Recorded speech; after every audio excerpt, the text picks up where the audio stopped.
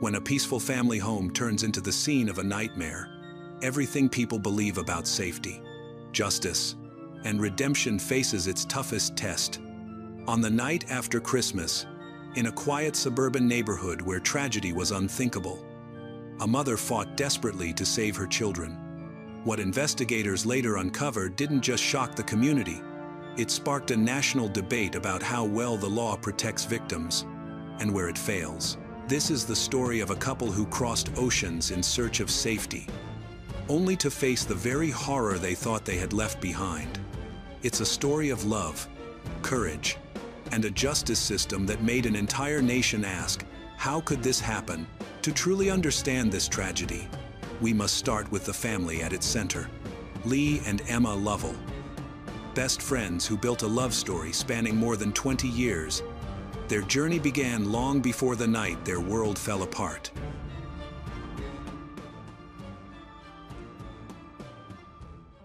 Lee and Emma Lovell had been best friends since their teenage years. When they first met, both were in other relationships, but they quickly realized how much they had in common.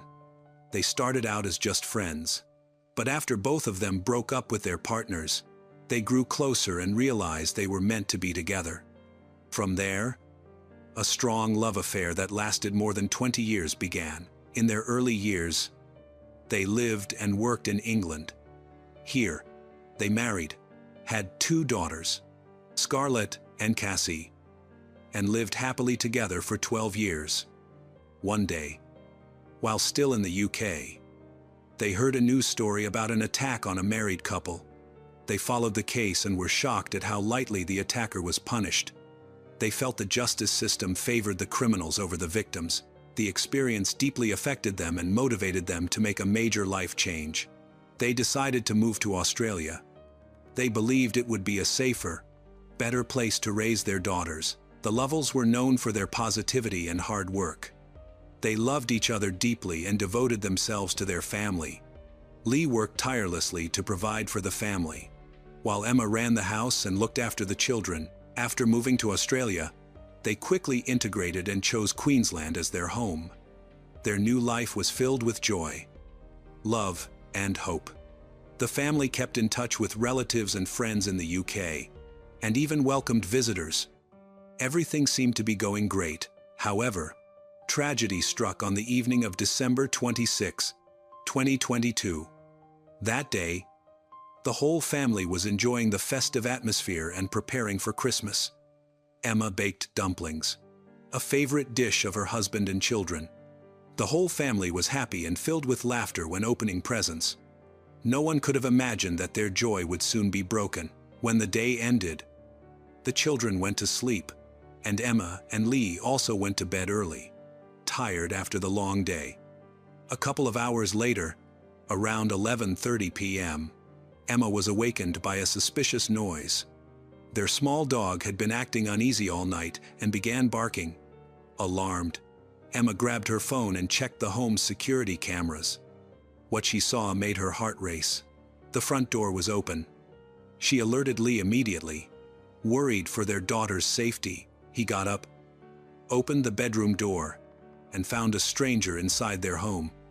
For a moment, they all froze. Then Lee stepped toward the intruder, trying to force him out, just as he threatened to call the police. A sudden, intense pain struck him. Another man had attacked from behind with a knife. Lee collapsed to the floor in pain and confusion as the attackers kicked him. Emma screamed and ran to help her husband. She saw their youngest daughter, Cassie, in the hallway and quickly told Cassie to go back inside and lock the door. Before she could finish, one of the men attacked her as well. She fought back fiercely while Lee, regaining some strength, tried to defend their family. Despite being stabbed several times, Emma kept resisting, desperate to protect her daughters as the violent struggle continued. One of the robbers stabbed Emma again. Her wounded husband, Lee, joined her, and together they managed to force the attackers outside before fleeing the house. Bleeding, Lee immediately turned to his wife to check if she was all right, but quickly realized she was not. Emma weakened and collapsed, barely breathing. The entire left side of her nightgown was soaked with blood. Lying on her back, she stared upward, her eyes wide open. Lee, though seriously injured, remained conscious and called for help. He rushed back into the house, trying to keep their daughters in their rooms so they wouldn't see their mother in such a state. Terrified, Lee phoned emergency services to report the attack. Police and paramedics arrived within minutes. Lee could only give a vague description of the attackers. They were teenagers, one of whom was carrying a large knife. Detectives confirmed this when they checked the kitchen area. All the tools the criminals had brought were still at the scene. Emma lay on the lawn, still alive but badly wounded. Paramedics treated her in the yard before transporting her to the hospital due to the severity of her injuries. Lee was also taken for treatment but suffered only minor wounds. His main concern was Emma and their daughters. He kept asking about her condition and worried that the attackers might return. He urged the police to find them as quickly as possible. After giving his statement to detectives, 43-year-old Lee was told the devastating news. His wife, Emma Lovell, aged 41, had died from her injuries. Her death, after fighting to protect her home and family, caused nationwide outrage. Local residents demanded that the attackers be caught and severely punished. Since arriving in Australia from the United Kingdom, the Lovells had been seen as decent, friendly people with no known enemies. No one could believe such a tragedy had happened to them. Lee was soon discharged from the hospital, but the emotional trauma took far longer to heal. For months, he struggled with his grief and raised his daughters alone. All three suffered from nightmares and anxiety. The girls often slept in his room, which gave them all some comfort. Despite the precautions, Lee later said in an interview that he considered returning to the UK with his children. However, he first wanted justice for Emma and to see the criminal case resolved. The suspects were caught within hours of the attack. Police tracked down and arrested two teenagers who had run away from the Lovell home. What shocked everyone was that both were only 17 years old. In particular, Scarlett, Emma's daughter, was extremely shocked to learn that people her age could commit such terrible crimes. When told that Emma had died, the killer reportedly smirked. Because both attackers were minors, their names were withheld under Australian law. This decision angered the public, many of whom felt that the law protected criminals more than victims. An autopsy revealed that Emma suffered several stab wounds to the chest, the final one piercing her heart. She bled out before the paramedics could save her. Her heartbeat faded and returned several times, but she died minutes later without regaining consciousness. When arrested, the killer still had the knife, a weapon with an 11.5 centimeters blade, long enough to kill an adult. As details of the home invasion became public, people were horrified by the brutality of the attack. The public was most shocked by the fact that the attackers were minors. This was particularly troubling because crimes committed by juveniles have been increasing across Australia in recent years. Such incidents occur frequently and are often linked to lenient juvenile justice laws. According to many experts and officials, lenient treatment makes criminals no longer afraid of the law. The Lovell family's home surveillance cameras provided crucial evidence for the police. What Lee and his daughters witnessed was also reported in detail to the investigating agency, helping the police to accurately recreate the crime scene. The group of young men sneaked into the house by breaking down the front door, trying to act quietly. However, the family dog discovered and barked, waking Emma. Although the dog was scared and did not attack, that action inadvertently caused the tragedy to happen. Both suspects confessed that they had gone to the house intending to steal valuables, believing no one was home. They asserted that their goal had been burglary, not murder. Police confirmed this after finding stolen items in their possession. Further investigation revealed that the young man who fatally stabbed Emma had already committed 84 crimes by age 17. Most were burglaries and trespassing, though some involved violence, none as brutal as this killing. His co-defendant also had numerous albeit lesser, convictions.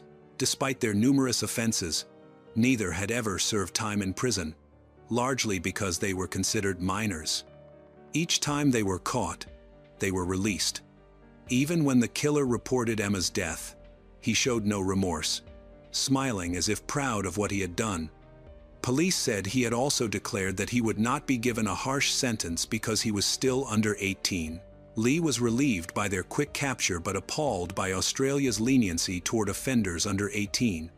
When he realized the law would protect the teens who had murdered his wife, Lee began speaking publicly about the case, stressing that these were not young boys of 13 or 15. The attacker who stabbed Emma would have turned 18 just 4 months later. At that age, he clearly understood the gravity of his actions. Had he been 18, he could have faced a life sentence. Instead, as a 17-year-old, he risked only a short prison term. Meanwhile, human rights activists campaigned for leniency toward both offenders. The murderer claimed he never intended to harm anyone, only to steal, and believed the house was empty. Carrying a knife was meant to be precautionary, not for violence. Police records showed he had a long history of theft, fraud, and breaking into homes. When caught, he often resisted arrest. His criminal behavior began early, shaped by a difficult childhood. Both young men came from impoverished, dysfunctional families in which their parents abused, banned substances and alcohol. Their parents neglected and mistreated them, and both boys often ran away, only to be returned by police. The murderer's home life was especially violent. Neighbors witnessed the abuse and reported it to child services.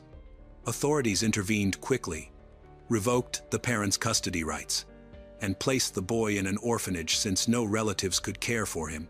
Tragically, life there was no better. He later reported being frequently beaten by staff and peers. Neighbors and acquaintances of both criminals were extensively interviewed.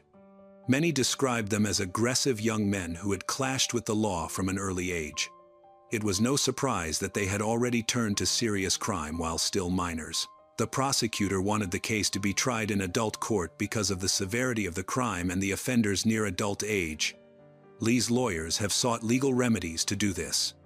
The prosecutor's office also believed the criminals deserved the harshest punishment possible and should spend their lives in prison. However, during the preliminary hearing, it was decided that both defendants would be tried as juveniles. This ensured they would receive lighter sentences. After being charged with multiple crimes, including first-degree murder, attempted murder, and attempted murder, the two criminals began to show less arrogance. The main criminal apologized to Emma's husband, Lee, but the apology was rejected. Lee believes the apology was insincere and was intended only as a plea for leniency, possibly on the advice of his defense attorney. Later, the list of charges against the accomplice was reduced after his lawyer convinced investigators that he had not known his friend was carrying a knife. The accomplice claimed he hadn't brought any weapons because he never intended to fight anyone. He said he thought they were going to rob a house that was supposed to be empty and then run away. His friend had told him which house would be empty on Boxing Day. The accomplice was shocked to find Lee, Emma, and then their youngest daughter in the house. When Lee came toward them to chase them away, everything escalated quickly. The accomplice wanted to run but hesitated when his friend started fighting. Because of this, he argued that he deserved an even lighter sentence. Both young men eventually cooperated with investigators and confessed, which led to a shorter hearing. This was a small relief for Lee and his daughters, since it spared them from having to recount the traumatic events or hear the painful details of Emma's death in court. However, the lenient sentence given to the perpetrator did nothing to ease their pain. Despite efforts by prosecutors and lawyers to have the case tried as an adult, the court upheld its decision to handle it under juvenile law. The two defendants did not recant, possibly on the advice of their lawyers. As cooperation is considered a mitigating factor, there was no point in denying guilt, because video footage clearly showed both perpetrators. Their faces were visible, revealing their arrogance and lack of fear of the law. The defense lawyers asked for leniency, citing the difficult upbringings of their clients. The judge considered this but stated it did not excuse their actions. It was also important to establish that the accomplice did not know his friend had a knife or planned to kill anyone. In May 2024, the judge sentenced the 19-year-old who killed Emma to a maximum sentence of 14 years in prison. Legally, he had to serve at least 70% of the sentence, about 10 years, before being eligible for release. The judge called the crime particularly heinous. The defense disagreed, arguing that the sentence was too harsh, and immediately appealed. The appellate court accepted the appeal. The new judge ruled that while the 14-year sentence would stand, the minimum time to be served would be reduced from 70% to 60%. By the time the appeal was resolved, the killer had already served some time. After accounting for 500 days spent in pretrial detention, his total prison time was reduced to just over 6 years. This outcome was another devastating blow for the Lovell family, as the killer's sentence was effectively shortened by nearly a year and a half. As a result, Emma's killer can now be released after serving 8 to 12 years, with his expected release date set for 2031. After learning of the appeals court's decision, the Attorney General announced an appeal to the Supreme Court. Although the outcome remains uncertain, Lee and his supporters expressed deep disappointment and trauma following the court's decision. He said the ruling had caused his family even more pain and condemned the law for favoring criminals while ignoring the fact that he had lost his wife and 2 daughters no longer had their mother. After the hearing, Lee also announced he would campaign for reforms to Australian laws. Many citizens supported Lee's determination. They believed Emma Lovell's murder exposed serious flaws in the current legal system, which they saw as failing to protect ordinary people. The judge explained his ruling by citing the killer's guilty plea, apparent remorse, and potential for rehabilitation. Considering his age and behavior, these statements caused outrage in the community, almost as much as the sentence itself. The only aspect that remained unchanged was the supervision the killer would receive after release, leaving many to question whether it would be enough to protect the public. Even Queensland's Attorney General criticized the outcome. He argued that the weak laws were the result of long-standing policies under Labor governments. Observers of the trial were convinced the killer showed no real remorse and had only said what was necessary to receive a lighter sentence, a strategy that, unfortunately, succeeded. The killer's accomplice was tried later that October. This trial was heard by judges alone. The juvenile offender was acquitted of murder and assault because he was not directly involved in Emma Lovell's death, but he was convicted of burglary and breaking and entering the Lovell home. In December, he was sentenced to 18 months in prison. However, since he had already spent more time in custody awaiting trial, he was released immediately. This decision alarmed the local community, as he was known to be a repeat offender. Months before the attack on the Lovells, he had broken into another occupied home. Although the residents scared him off before he could steal anything, he stole a car from the driveway. Ironically, he was later caught when he tried to refuel the stolen car and left without paying. It appeared the offender was incorrigible and likely to re-offend.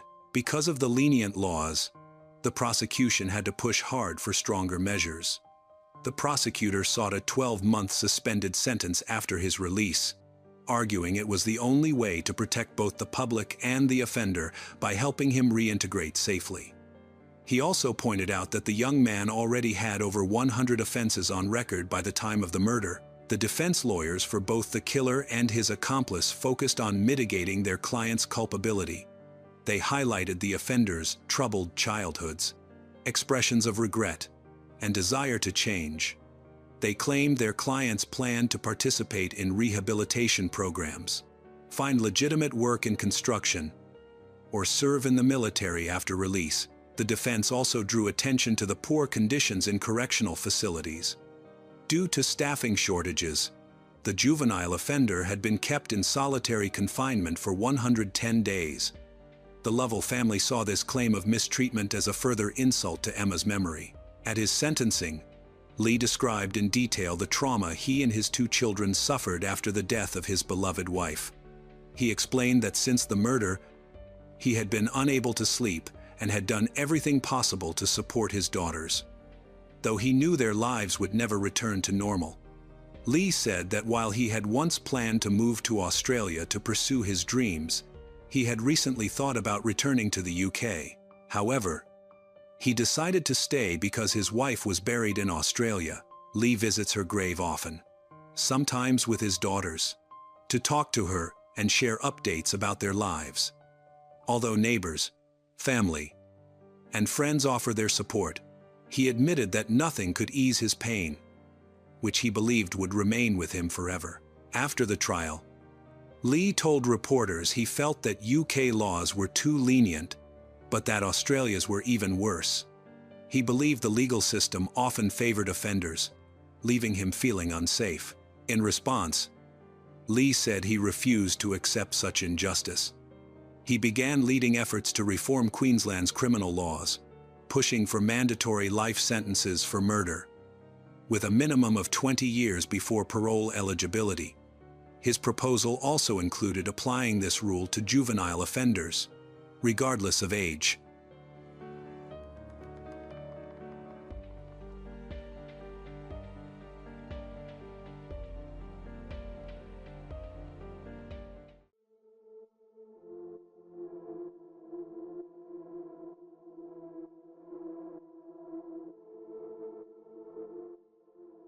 April 8, 2014, near Amarillo, Texas, on Helium Road.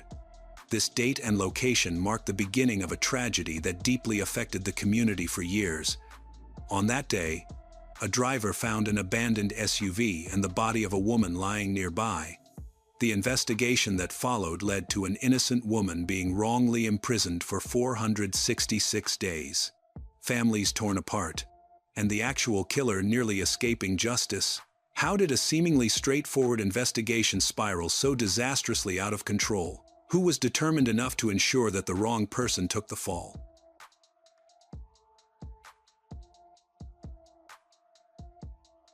Robin was born on October 23, 1981, at Altus Air Force Base in Oklahoma.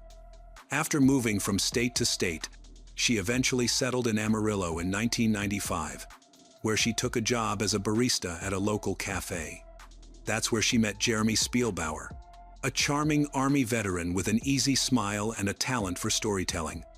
He had that polished military charisma, the kind that could win over any woman. Their romance moved at warp speed, 0 to inseparable, in record time. Robin's parents watched their daughter fall in love, prayed that this romance wouldn't break her heart one day. The couple married in 2005. For a while, life looked picture perfect. They had 2 children, but that's when the pressure set in: sleepless nights, financial hardship, and the honeymoon glow quickly fading. Still, Robin and Jeremy weren't ready to give up.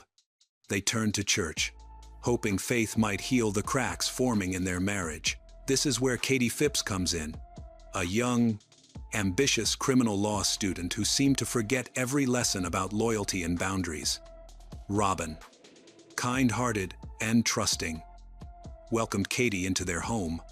Katie became the friend she confided in, the shoulder to cry on, the frequent dinner guest who lingered a little too long after dessert. When Robin discovered the affair between her husband and her supposed friend, she did what any self-respecting woman would.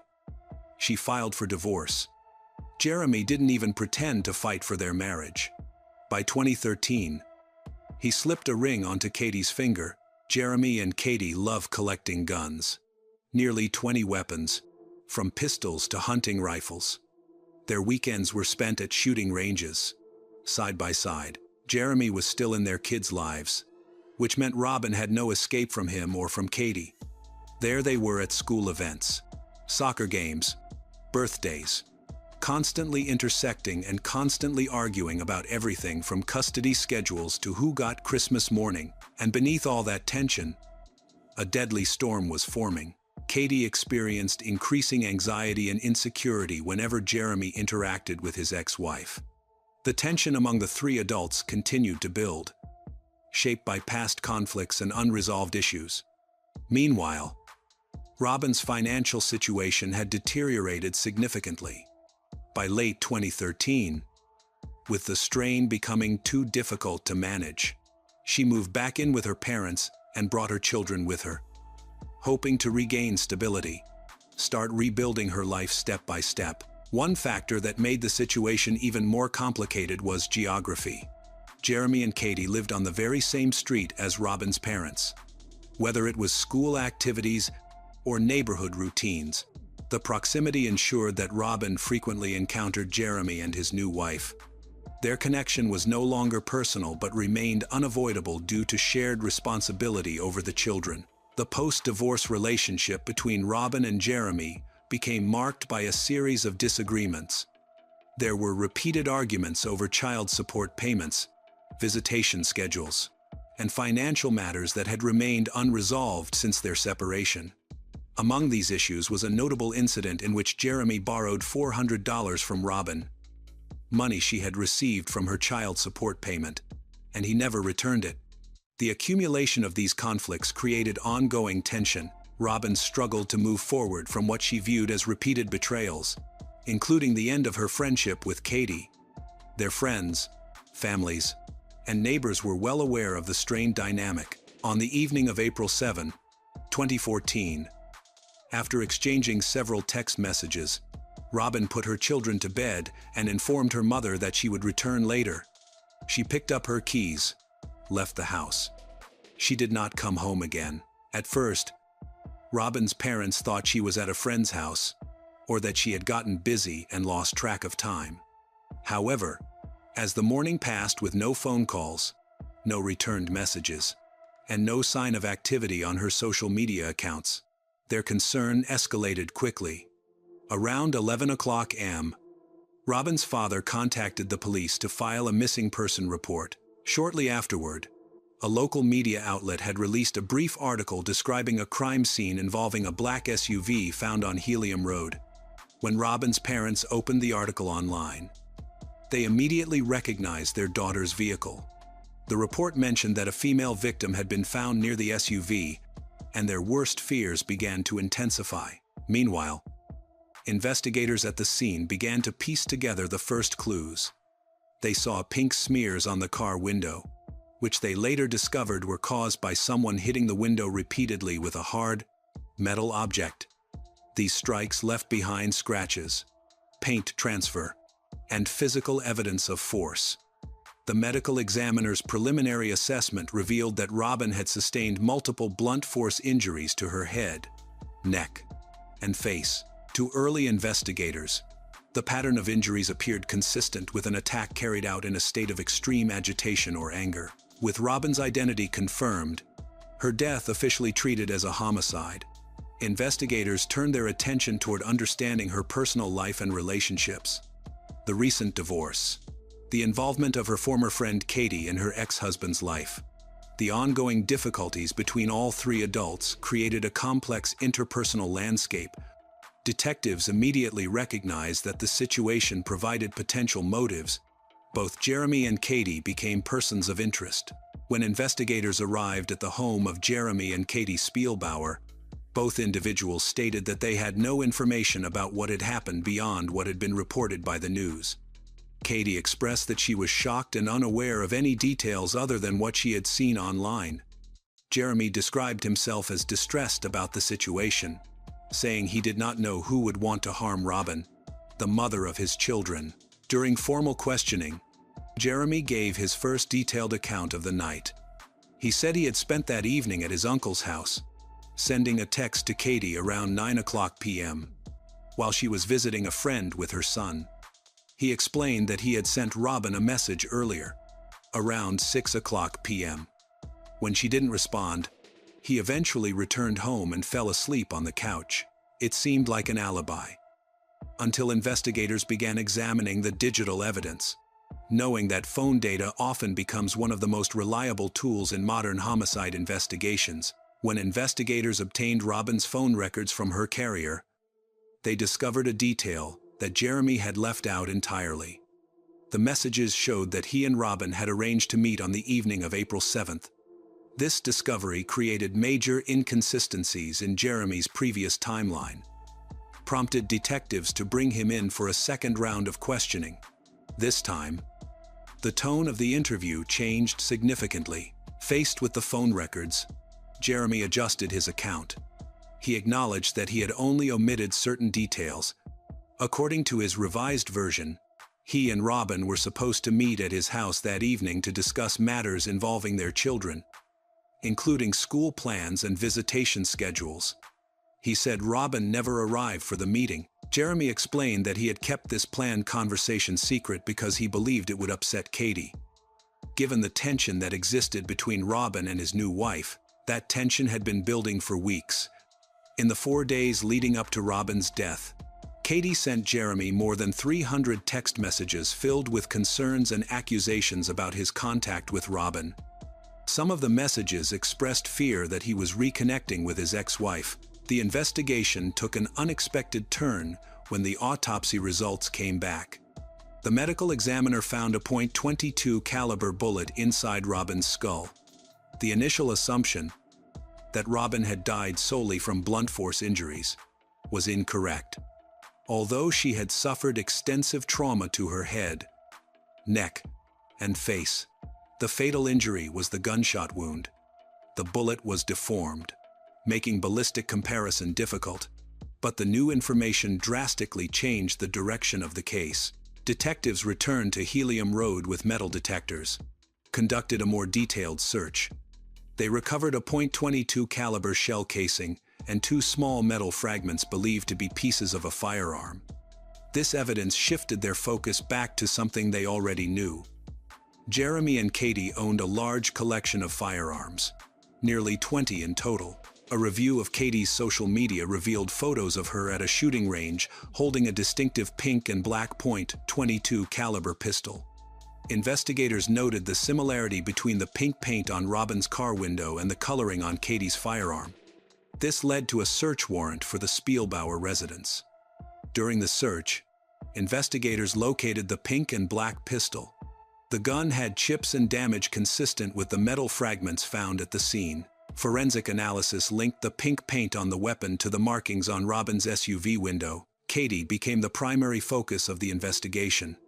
She stated that she had been at a friend's home until 11:00 p.m. on the night Robin disappeared. But when detectives interviewed the friend, the timeline was unclear. The friend indicated that Katie might have left earlier, potentially between 9 and 10:00 p.m., leaving a window of time when she could have traveled to Helium Road, seeking to demonstrate her cooperation. Katie agreed to take polygraph tests. She took 2. Both results indicated deception. Then came another critical piece of evidence: her cell phone location data.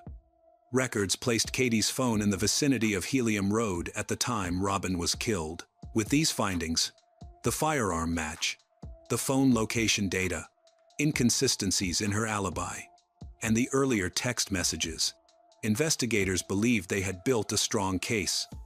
Katie Yvonne Spielbauer was arrested and charged with murder. She remained in county jail for 466 days while awaiting trial. Throughout that period, she maintained her innocence. Despite the cell phone data, the damaged firearm, the polygraph results, and the documented conflicts leading up to the incident, the case was far from over. Then came the revelation that changed the entire direction of the case. A more advanced analysis of phone location data, this time using Wi-Fi-based positioning instead of broad cellular tower data, showed that Katie had not been on Helium Road that night. Her location history placed her elsewhere, confirming that her earlier statements had been accurate. The implications were immediate and severe. Investigators had detained the wrong person for more than a year while the individual responsible remained free. If Katie had not fired the weapon, investigators turned their attention to the only other person with regular access to her pink .22 caliber handgun, Jeremy Spielbauer. He was the same person who had altered his story multiple times during another interrogation. Jeremy gave a third version of the events. He now stated that he had met Robin on Helium Road and was in her car when Katie arrived. According to Jeremy, Katie confronted them, leading to a fight with Robin. Jeremy claimed he then drove away, leaving the two women there. He maintained that Robin's car was undamaged when he left. Investigators observed that Jeremy's changing stories increasingly contradicted the evidence and his earlier statements. Once authorities recognized the error, Katie was released. Although officials expressed regret, the damage had been substantial. Her reputation, relationships, and future had all been deeply affected during her incarceration. While detained, Katie began reconsidering details of the case. She noted several inconsistencies in Jeremy's explanations and pointed out that Amarillo had numerous surveillance cameras. She encouraged investigators to review additional footage. When detectives expanded their search, they located recordings from a bank security system that directly contradicted Jeremy's version of events. Footage captured Jeremy's vehicle traveling toward Helium Road at 9:21 p.m. On April 7, 2014, 29 minutes later, at 9:50 p.m., the same vehicle was recorded returning in the opposite direction. That 30-minute window aligned closely with the time frame in which medical examiners determined Robin died. This evidence placed Jeremy near the crime scene at precisely the critical moment, contradicting his previous claims of being at home or at a relative's residence. Further developments emerged when investigators interviewed Jessica, one of Jeremy's prior girlfriends. She had been reluctant to come forward due to personal safety concerns. After receiving assurances of protection, Jessica revealed information that investigators considered highly significant. According to Jessica, 5 days before Robin's death, Jeremy had discussed his ongoing custody-related frustrations. When Jessica advised him to resolve the issues through legal channels, Jeremy allegedly stated that he would handle the situation himself. She reported that he expressed a desire for Robin to be out of their lives. 5 days later, Robin was found dead from a gunshot wound. Jessica said she didn't immediately share her information after Robin died. She was afraid because Jeremy directly threatened her, warning she could be killed too if she spoke up. Her statement indicated that Jeremy had planned Robin's death and then tried to scare Jessica into silence. By combining the surveillance footage, ballistic evidence, revised timeline, location data, and witness statements, investigators were now confronted with an entirely different picture than the one they had originally believed. But Jeremy's most damaging obstacle during the investigation wasn't Katie, Jessica, or even the prosecution. It was his own inconsistent statements. Across 4 different versions of events, one detail revealed information investigators had never made public. During an interrogation, Jeremy claimed there was no damage to Robin's SUV window when he drove away from the scene. Detectives had intentionally withheld the existence of scratches and pink paint transfer from public disclosure. When confronted with this discrepancy, Jeremy altered his explanation, saying he had seen the marks when Robin's vehicle was later parked at the sheriff's office. However, records showed the damaged window had been removed and transported to the crime lab long before the SUV was brought to the sheriff's facility. The only way Jeremy could have known about that window damage was if he had created it himself. Besides, Katie revealed another important detail. When investigators searched their house, they hadn't announced that Robin was shot. They were still saying the cause of death was likely blunt force trauma. However, Jeremy told Katie that the police would probably take all their guns. Investigators found this odd because only someone who knew a gun was used at the scene would have assumed the police would seize all firearms. At trial, prosecutors described what they believed was Jeremy's intent, that he selected a weapon belonging to Katie, a distinctive pink handgun, and used it during the assault. The paint transfer on Robin's SUV window, the shell casing, and the matching metal fragments were presented as evidence that Jeremy deliberately attempted to create a trail pointing toward Katie. By placing the gun back among the couple's collection afterward, prosecutors argued he expected law enforcement to trace the weapon to her alone. Investigators also discovered that Robin's wallet, which contained her social security card and those of her children, had been removed from the crime scene. Those items were later located in Jeremy's vehicle. Detectives viewed this detail as further indication that he had been present and had handled items belonging to the victim. At trial, Katie took the stand as the prosecution's star witness. She described a confrontation with Jeremy after Robin's death, where he grabbed her, pinned her against a wall, and told her he'd handled the problem. The jury saw a woman who'd lost everything: her career, her home, her freedom because she'd married a murderer. When asked directly whether she believed Jeremy was responsible for Robin's death, Katie paused before responding.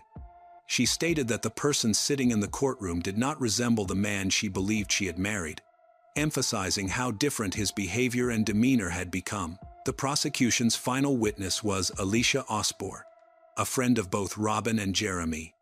She provided information that helped clarify potential motive. According to Alicia, Robin told her shortly before her death that she had begun seeing someone new. She also planned to pursue a formal child support agreement through the courts. This would reduce the informal control Jeremy exerted over financial arrangements and limit further conflict. Alicia's testimony suggested that Robin was preparing to create clear boundaries and stabilize her life. For a man like Jeremy, losing control was unacceptable. Robin moving on meant he couldn't manipulate her anymore. Formal legal child support arrangements meant he couldn't use money as leverage. Robin taking charge of her life meant Jeremy losing his power over her. And for a narcissistic control freak with a gun collection and a history of threats, that was a death sentence for Robin.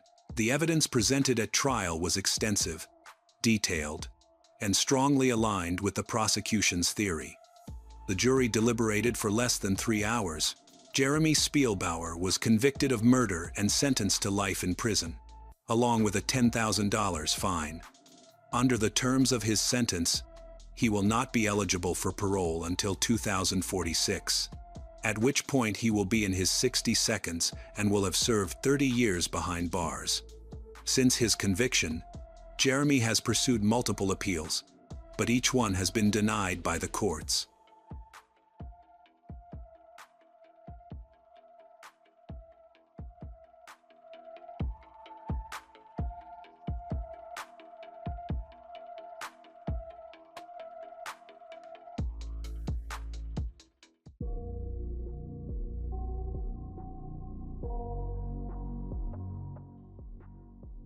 In a quiet Bristol neighborhood, where teenage dreams should have bloomed peacefully, a disturbing darkness was taking shape inside the home of 16-year-old Becky Watts. She is a shy, gentle girl, slowly recovering from years of bullying, surrounded by caring friends and a boyfriend who truly valued her. Becky was finally beginning to see a hopeful future, but within the thin walls of her home, someone close to her was harboring jealousy and a dangerous obsession. On February 20, 2015, Becky vanished without a trace. No noise, no struggle, no witnesses. Initially, her family thought she had run away, but belongings and money left intact at home, and unanswered calls suggested something much more worrying. As investigators pieced together the events that led to Becky's disappearance, a disturbing truth begins to emerge. The last people to see her alive were the very people she trusted most. What had happened inside that house? Why did two family members smile through interviews as though nothing was wrong? And what horrifying truth did a simple hardware store receipt finally reveal? This is the devastating true story of Becky Watts, an innocent young girl destroyed by the hidden darkness within her own family. And a tragedy so shocking, it shook an entire country.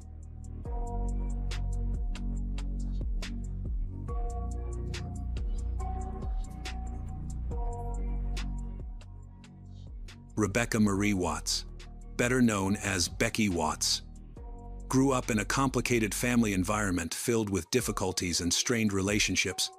Her parents, Tanya Watts and Darren Galsworthy, separated long before her birth, but stayed in touch because they shared a son, Daniel. Despite frequent conflicts, they managed to agree on joint custody, Daniel lived with his mother during the week and visited his father on weekends. Over time, the tension between the two eased. During an intimate encounter, their feelings rekindled, leading to Tanya becoming pregnant. She decided to hide this from Darren, and he only learned of her pregnancy when a friend of hers revealed it. At first, Darren suspected that the child was not his, but on June 2, 1988, when Becky was born, everything changed. As soon as he saw Becky, Darren felt the love between a father and daughter.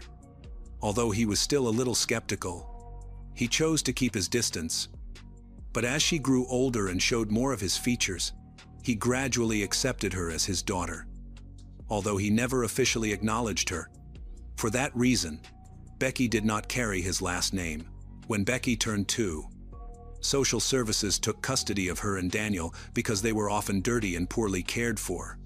Tanya lost her parental rights, as authorities deemed her unfit to raise the children. Darren then spent months fighting for custody of Becky, who was not legally recognized as his child. After a long struggle, he succeeded, and both children moved in with him. Around that time, he reunited with Angie, the woman he had always loved. Angie had a son, Nathan Matthews, from a previous marriage. After his parents' divorce, Nathan lived with his grandmother because Angie didn't want him to witness her constant arguments with her ex-husband. When Darren and Angie moved in together, Nathan wanted to continue living with his grandmother because he did not like Darren and did not want to live with other children. When Nathan later moved back in, he got along with Daniel but treated Becky poorly. He insults her whenever possible and eventually tells her something that deeply hurts her: that Angie is not her biological mother, a truth the adults were destined to reveal when she grew up. This shock left a deep wound in Becky's heart and probably affected her entire life. She became shy and reserved, showing her cheerful and energetic side only to those she trusted completely. Her circle of friends was small but very close. At school, Becky was quiet, responsible, and well-liked by her teachers. Among classmates, though, she often faced teasing about her looks and clothing. The bullying affected her deeply, leading her to eat less and argue frequently with her family. At 18, she was diagnosed with anorexia and began treatment to recover her health. Her family supported her, except for Nathan, who claimed she was only pretending to gain attention from Angie. Daniel was devastated by his sister's condition and decided to move in with his mother. Becky continued studying at a special school for children with health issues who required regular medical care. There, she met people who truly understood her struggles and finally found a group of friends with whom she felt safe and accepted. Through time and support, Becky gradually recovered, surrounded by caring people. She started dating a boy named Luke and began rebuilding a normal teenage life. Just as things were improving, tragedy struck. Becky disappeared. On the evening of February 20, Becky's father, Darren, called the police to report that his daughter was missing. Her stepmother, Angie, had last seen her at home the previous day. Detective Richard Ocon and his team arrived to help the family reconstruct Becky's movements before she disappeared.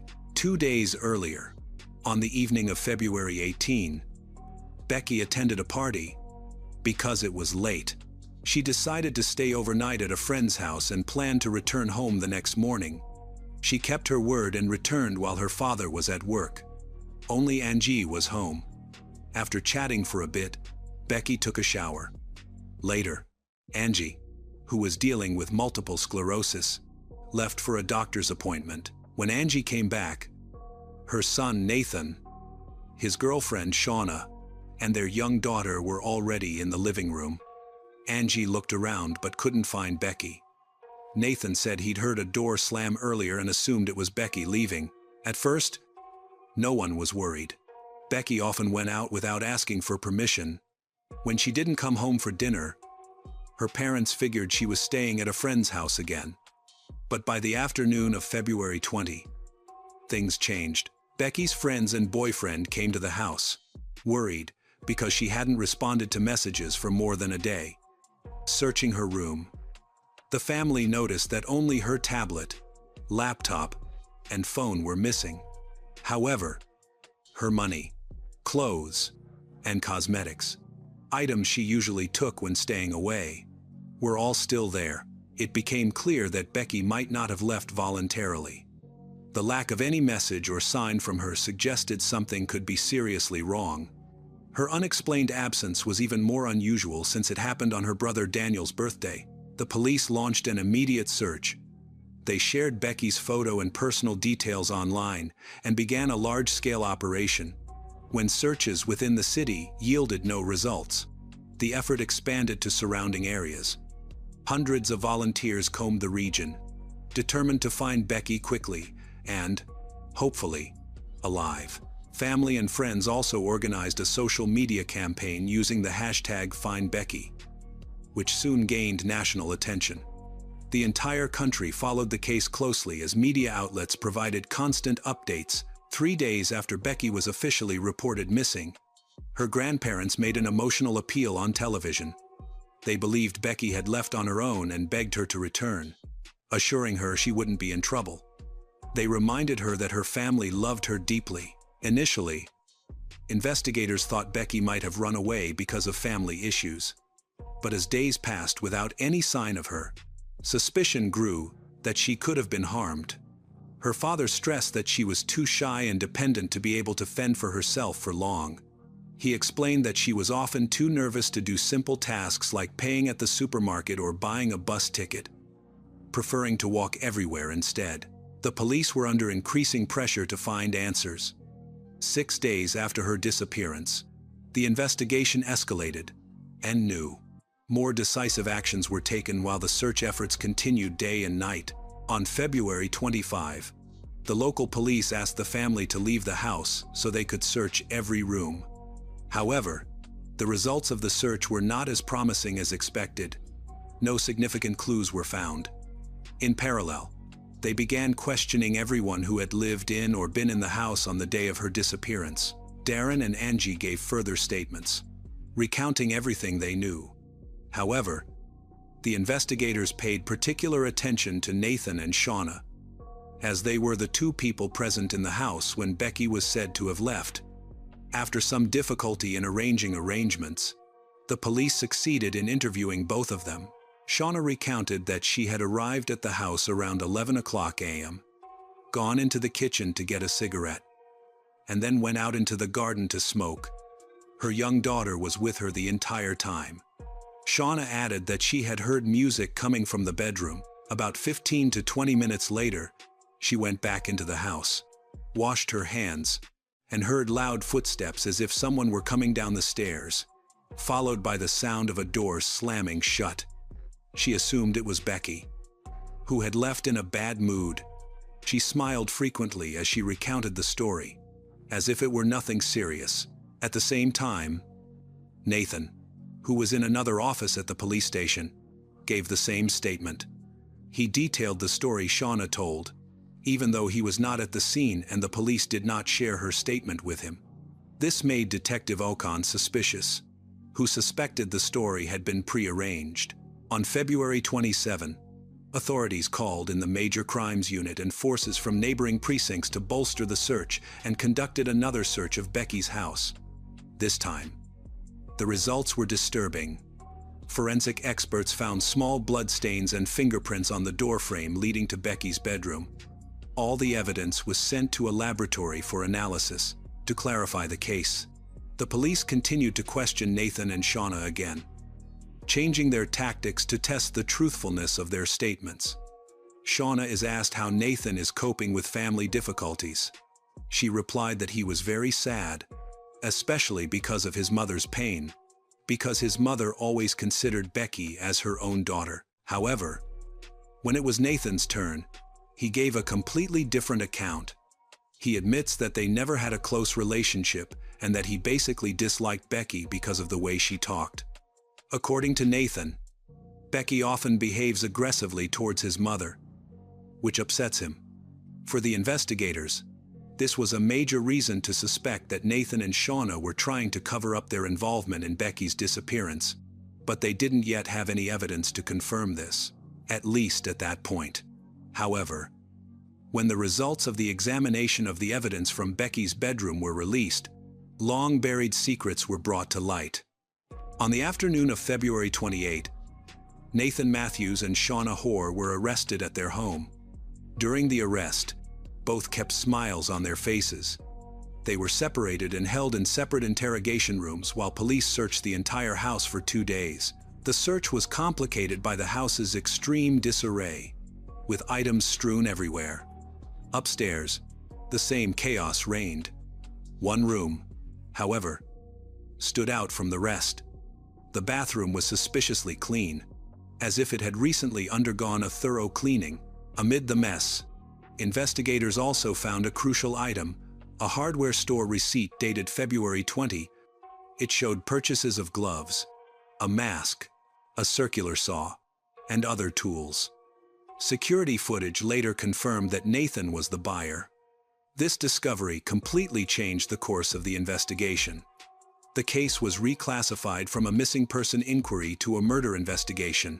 Even though Becky's body had not yet been found, Nathan and Shauna were kept in custody and deliberately not informed about the new evidence or the ongoing searches. The investigators wanted them to feel increasing pressure and eventually confess. On March 12, that strategy worked. After 10 p.m., Nathan, through his lawyer, made a statement. He confessed to murdering his stepsister, Becky Watt, and described in detail how the crime had taken place. According to Nathan's confession, he and Shauna drove to his mother, Angie's, house at around 11 a.m. That morning, Nathan brought a large bag containing knives, handcuffs, and duct tape. Shortly after they arrived, Shauna went to the garden to smoke, while Nathan went to the car trunk to begin executing his plan. His intention was to wear a mask, kidnap Becky, and take her to a wooded area to scare her and teach her a lesson. This twisted plan came from Nathan's deep resentment toward his stepsister Becky. He believed she was selfish and that her behavior was harming their mother's health. After preparing for the kidnapping, Nathan went upstairs and knocked on the bedroom door where Becky was listening to music. When Becky opened the door, Nathan attacked her. She fought back fiercely, and during the struggle his mask slipped, revealing his identity. Panicking at the thought that she would expose him, Nathan decided to go through with the crime. He placed Becky into the large bag he had brought. When she stopped breathing, he moved her body to the car trunk, then remained in the house for several hours as if nothing had happened. The next day, he bought a circular saw, dismembered Becky's body in his bathroom, placed the remains into bags and suitcases, and hid them in a shed at another house. On March 3, acting on Nathan's statements, investigators went to the property on Barton Court, where they found parts of a human body. Although identification was still pending, it was clear the search had ended. Attempts to cover up the smell of decomposition were found in the suitcases, where Nathan had used cat litter and salt crystals. The victim's identity was confirmed through DNA testing. It was Becky Watts, a 16-year-old girl. The cause of death was suffocation, followed by 15 stab wounds inflicted after death. Numerous defensive injuries showed that Becky had fought desperately before she died. 5 people were arrested at the scene, including Nathan and Shauna, and 3 other men and 2 women were charged as accomplices, although they claimed they had no knowledge of the contents of the suitcase.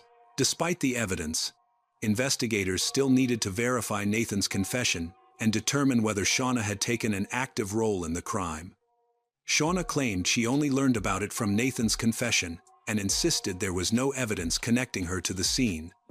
However, experts found her fingerprints on one of the bags containing Becky's remains.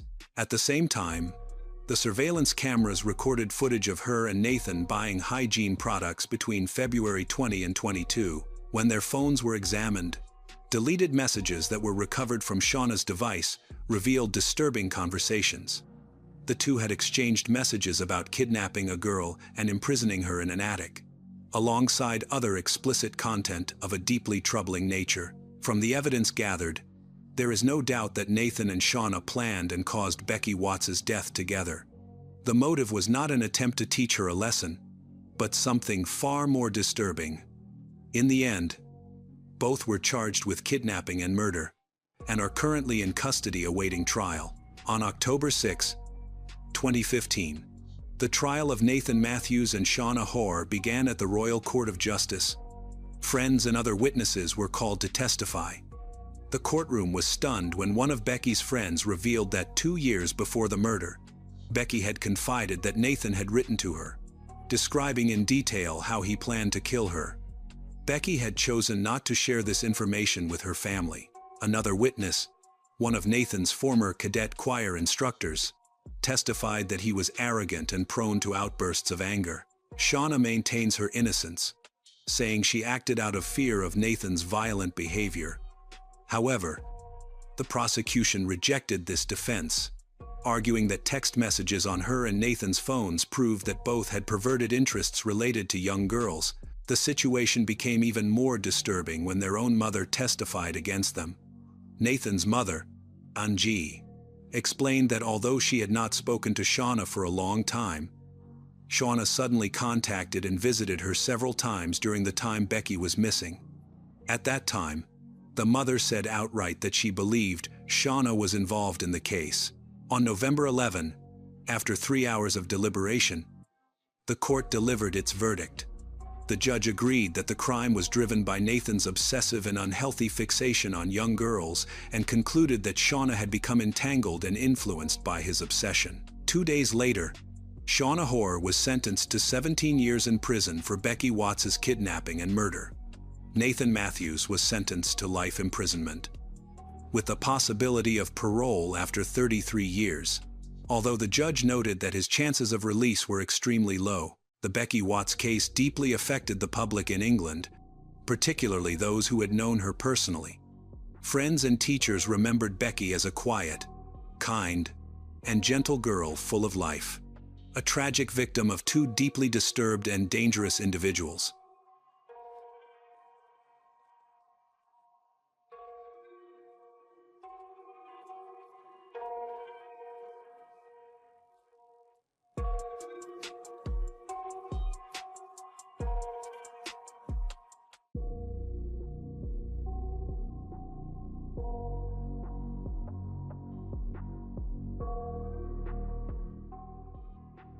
The peaceful town of Northfield was almost crime-free, but on the fateful morning of August 3, 2022, that peace was shattered.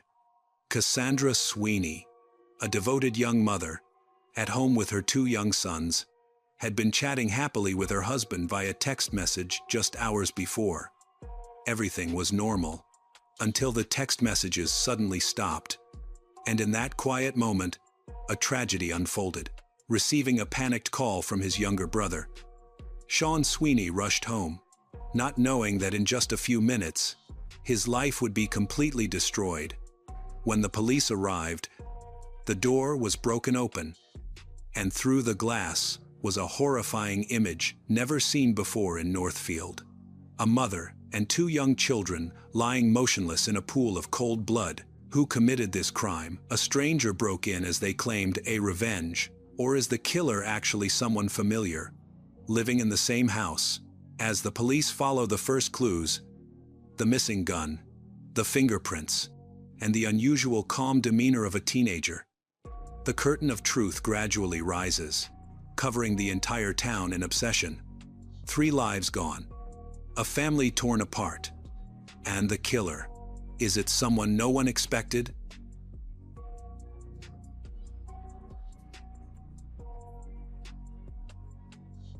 Northfield, New Hampshire, USA, is a small, picturesque town with fewer than 5,000 residents.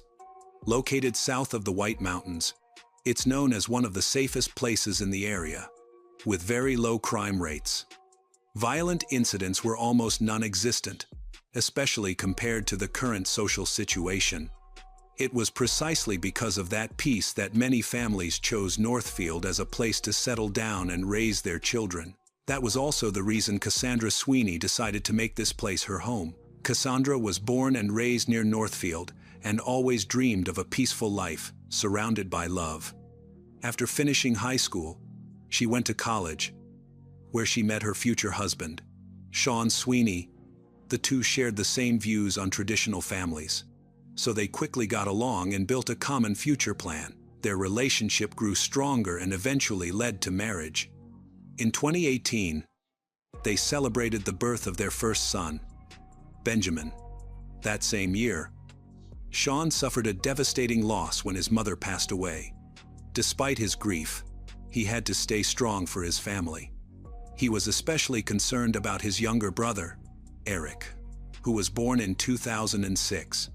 With their mother gone and no one else to care for him, Eric risked being placed in foster care. Sean stepped in and became his legal guardian, bringing him to live with his family. In the fall of 2020, Cassandra and Sean welcomed their second son, Mason.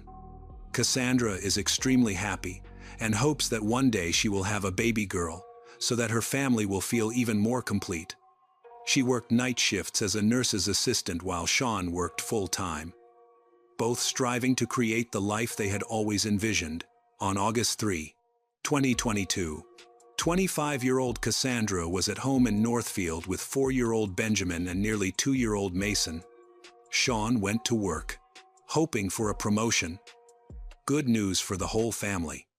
Cassandra planned to quit her job early to take care of her child full-time. Sean's younger brother, Eric, then 16, still lived with them in the basement of the house. The Sweeneys seemed to be living in perfect happiness. That morning began like any other.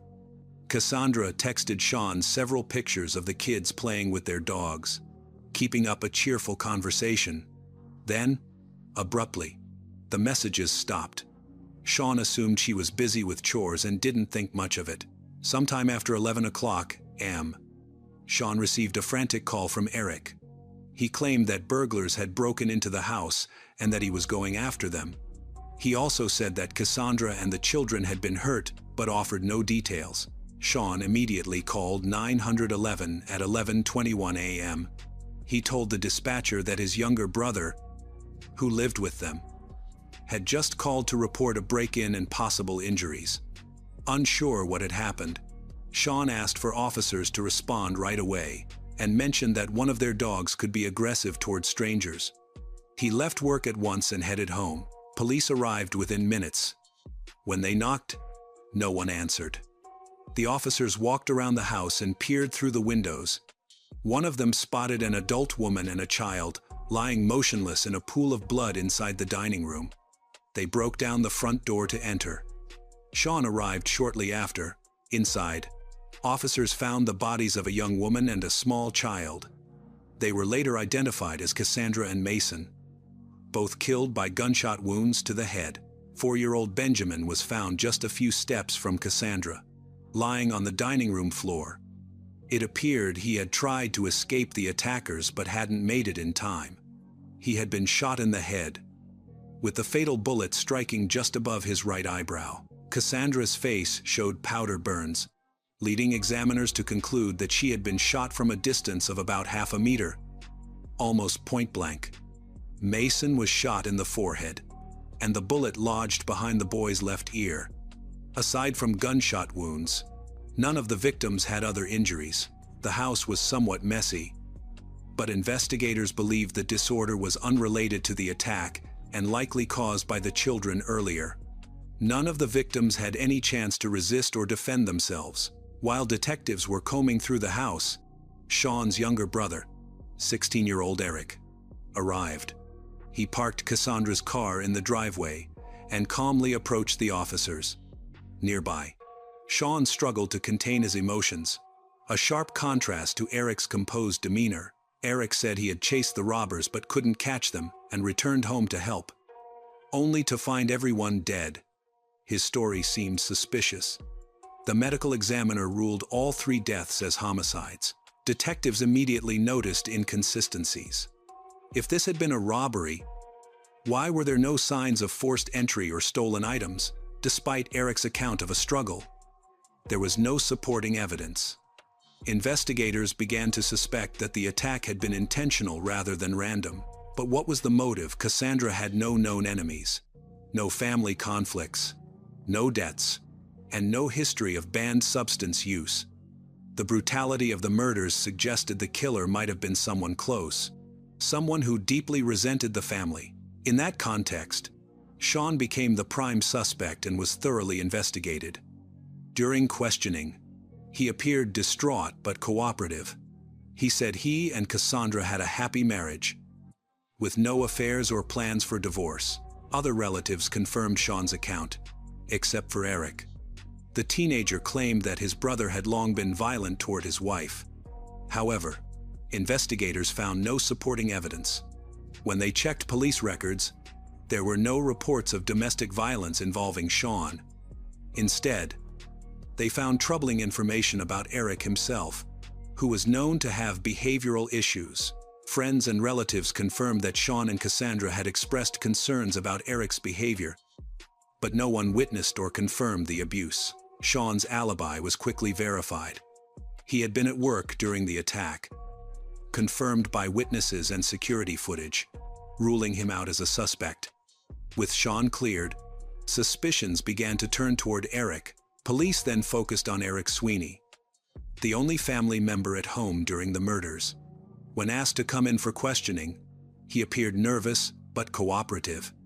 At the station, he waived his Miranda rights, though, as a minor, an adult had to be present. The interview took place with his brother Sean by his side. Eric said he had woken up early as usual, taken a shower upstairs, and seen Cassandra and the children going about their morning routine. Since he lived in the basement, he gathered his laundry and went downstairs to start a load. While in the basement, he suddenly heard a loud crash from above, followed by a man's rough voice and several sharp popping sounds, which he believed were gunshots. Terrified, Eric said he stayed hidden in the basement until everything went silent. When the noise finally stopped, Eric went upstairs and found Cassandra, Benjamin, and Mason lying motionless, covered in blood. None of them showed signs of life. The attackers were gone, and Eric couldn't tell whether his family members were still alive. However, when he looked out the window and saw a car outside, he immediately ran out to take Cassandra's car and give chase. When Eric reached the yard, the car had just driven away. While starting the car, he called Sean to tell him the news. Although Eric denied any involvement in the attack, inconsistencies appeared in his story compared to the evidence later found. Sean, still grieving, struggled to believe what he heard. When asked about his relationship with Eric, Sean first grew quiet, then visibly saddened. The police also knew the family kept a dog that was hostile to strangers and would have attacked any intruder. Detectives decided to test Eric's story, asking about the dog's reaction during the attack. Eric claimed the animal had remained silent. This statement raised suspicions. If the dogs hadn't barked, it might mean the killer was someone familiar to them, someone from within the family. But Eric's account contradicted other details of his story. Investigators found several gardeners working near the scene that morning. They were questioned, but no one confirmed Eric's words. The gardeners reported seeing no strangers enter or leave the house. Around 11 o'clock a.m., however, they heard a loud noise, and moments later, a young man who matched Eric's description ran out the front door. Visibly upset, he got into Cassandra's car and drove off alone. These witness statements were supported by surveillance footage from nearby houses. No strange cars appeared. The only one was 16-year-old Eric's car. He appeared nervous and in a rush. No weapon was found at the scene. As a result, suspicion toward Eric intensified. Investigators considered the possibility that he had fled not to chase anyone, but to dispose of the gun. Ballistic tests showed that all the victims had been shot with a .40 caliber pistol. Sean admitted owning a weapon of that type, but he reported it missing. The police obtained a warrant to search Eric's car and planned to test his hands for gunshot residue, believing there might still be traces if he had recently fired a weapon.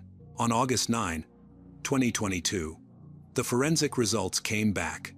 Samples taken from Eric's hands revealed the presence of gunshot residue. Similar traces were found on the steering wheel of the silver Ford F-150 he had been driving.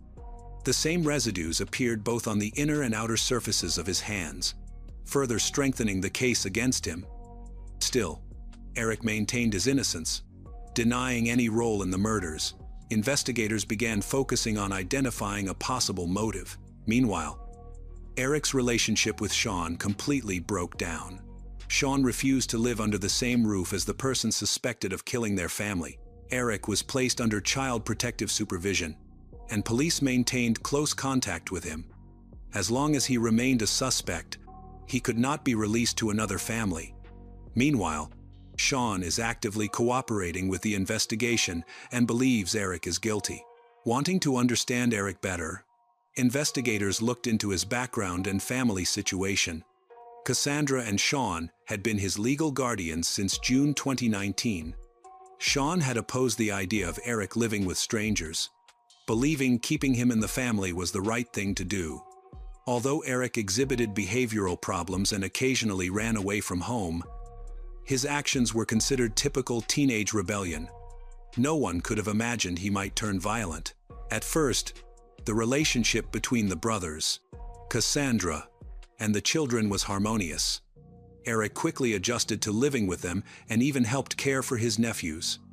However, the loss of his mother deeply affected him, making him more withdrawn and causing some minor mental health struggles. When Eric was 15, neighbors complained to Sean about Eric's behavior. One woman alleged that she saw Eric kill a cat, though this claim could not be proven. Even though Sean knew Eric had lied, he still chose to believe and protect Eric, because he could not believe his younger brother would harm an animal. Over time, Eric's situation worsened. His academic performance declined sharply, but he seemed indifferent. Sean, who was doing well in life, tried to help his younger brother, but Eric resisted all attempts at guidance. The family's relationship slowly fell apart. Eventually, the school considered expelling Eric, marking a turning point in his troubled adolescence. By then, both Cassandra and Sean had lost patience and no longer wanted to support him. Eric refused to continue studying, saying he would find a job instead, but he never did. He continued to live off his brother and sister-in-law without contributing. Every attempt to contact Eric resulted in an argument. In the months leading up to the massacre, tensions between him and Sean had become increasingly severe. Sean confirmed that Eric had become more aggressive and provocative than ever. The growing friction caused constant arguments, exhausting Cassandra emotionally. By the time of the attack, Sean and Eric were barely speaking. Cassandra, weary of the ongoing conflict, began to distance herself as well. The arguments about Eric began to destroy their relationship, leaving them unsure of what to do. In the weeks leading up to the murder, Sean called the police several times to report Eric's behavior because he feared for the safety of his wife and children. He said Eric had lost control and had threatened and attacked Cassandra and his sons. The first police report was filed on June 6, 2022. That day, Sean called police to report his car stolen after realizing it, and some valuables were missing. He soon discovered that Eric had taken the car without permission. Eric often took the car to meet friends, drive around, drink, or use banned substances. When arrested, Eric admitted to stealing the car. The next serious incident occurred on July 22. When Eric made alarming threats during an argument, he said he had hidden a gun in the garage and planned to use it at night while everyone slept. Sean immediately called the police, who searched the garage but found nothing. Since Eric had never physically attacked anyone, officers left without taking further action. The family's fear grew so intense that Sean began locking the master bedroom and children's room at night and considered forcing Eric to leave the house. He repeatedly shared that he regretted taking on the responsibility of Eric's guardianship. The crisis reached its peak on August 2, the day before the shooting at the Sweeney home. That day, Cassandra noticed some cash missing again and confronted Eric when Sean returned from work. Another heated argument followed. According to Sean, he finally lost his temper, as everyone was exhausted by Eric's behavior. Eric once again threatened to shoot, and Sean responded by threatening to throw him out. The family no longer called the police, believing it would make no difference. Investigators later discovered that the master bedroom door had been unlocked on the day of the triple murder. It is unclear whether Eric took advantage of this or if Cassandra had simply forgotten to lock it. Sean had installed the locks out of concern that Eric might try to access his safe, which contained his .40 caliber pistol for self-defense. Usually, Sean kept it secured and asked Cassandra to do the same. But that day, something went wrong. When detectives entered the bedroom on the first day of the investigation, Sean showed them the safe. It had been forced open. Some ammunition remained, but the fully loaded pistol was gone. Additional rounds were also missing.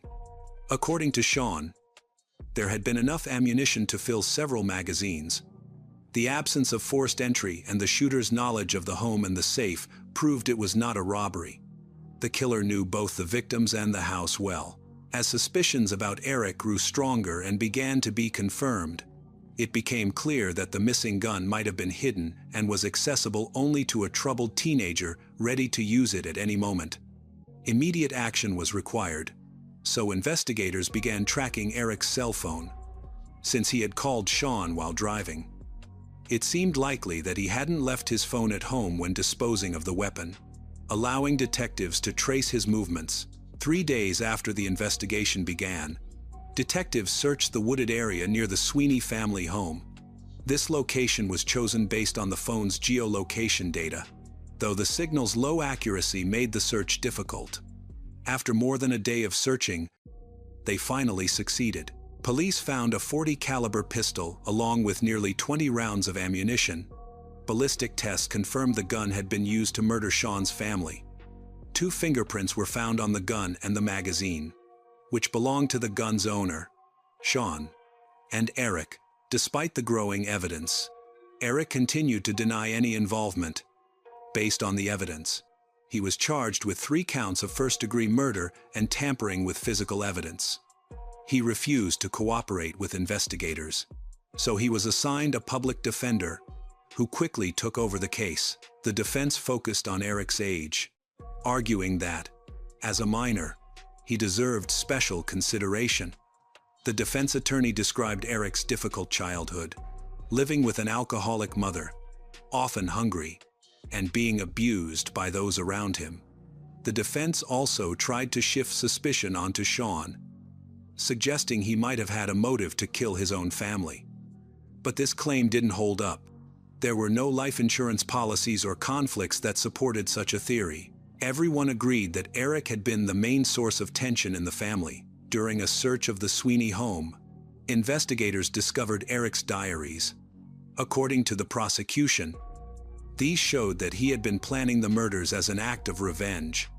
The precise reason for his anger was unclear, but it seemed tied to his resentment toward his brother and sister-in-law, who had tried to help him improve his behavior and find a job.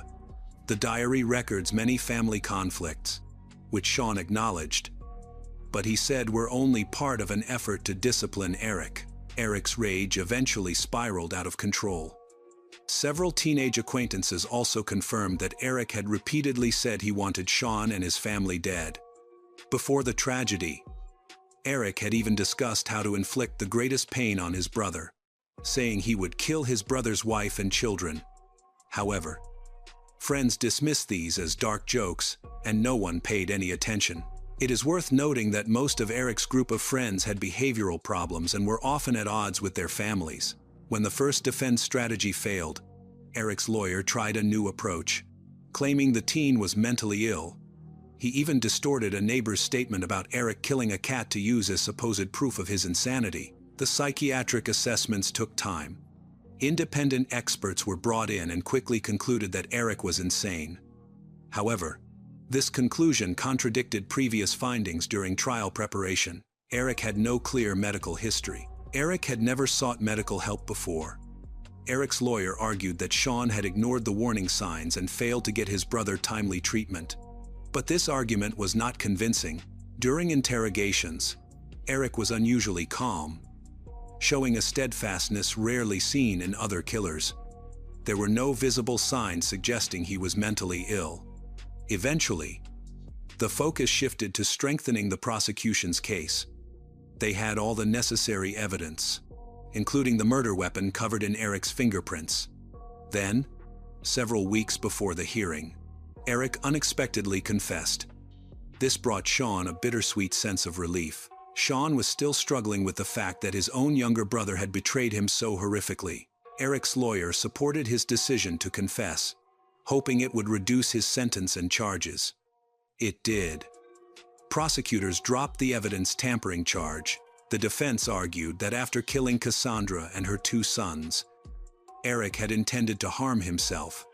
He took a gun, drove to a remote area, but panicked and stopped himself. Eric couldn't explain what drove him to commit the murders, insisting that he loved his family. The key question now was how he should be tried. Since he was 16 at the time of the crime, he was still legally a minor, which could drastically affect the outcome. If tried as a juvenile, he might have served only a few years and been released once he reached adulthood. This possibility outraged the public. Many people had already criticized law enforcement for ignoring the family's earlier warnings. Public anger grew when the debate turned to whether his age should lessen his punishment. But the brutal nature of the crimes and his disturbing previous behavior convinced the court he was extremely dangerous. It was decided that he would be tried as an adult. Prosecutors recommended a minimum sentence of 97 years in prison, 35 years to life for the murder of Cassandra, and 40 years to life for each of Benjamin and Mason. After Eric pleaded guilty, the charges were reduced to 3 counts of second-degree murder.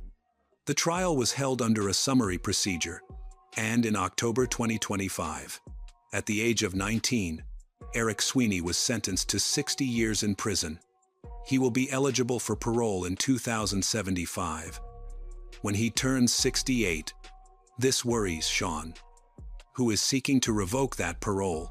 Some of Cassandra and Sean's relatives hope Eric will suffer in prison, even die there, or be punished by his fellow inmates.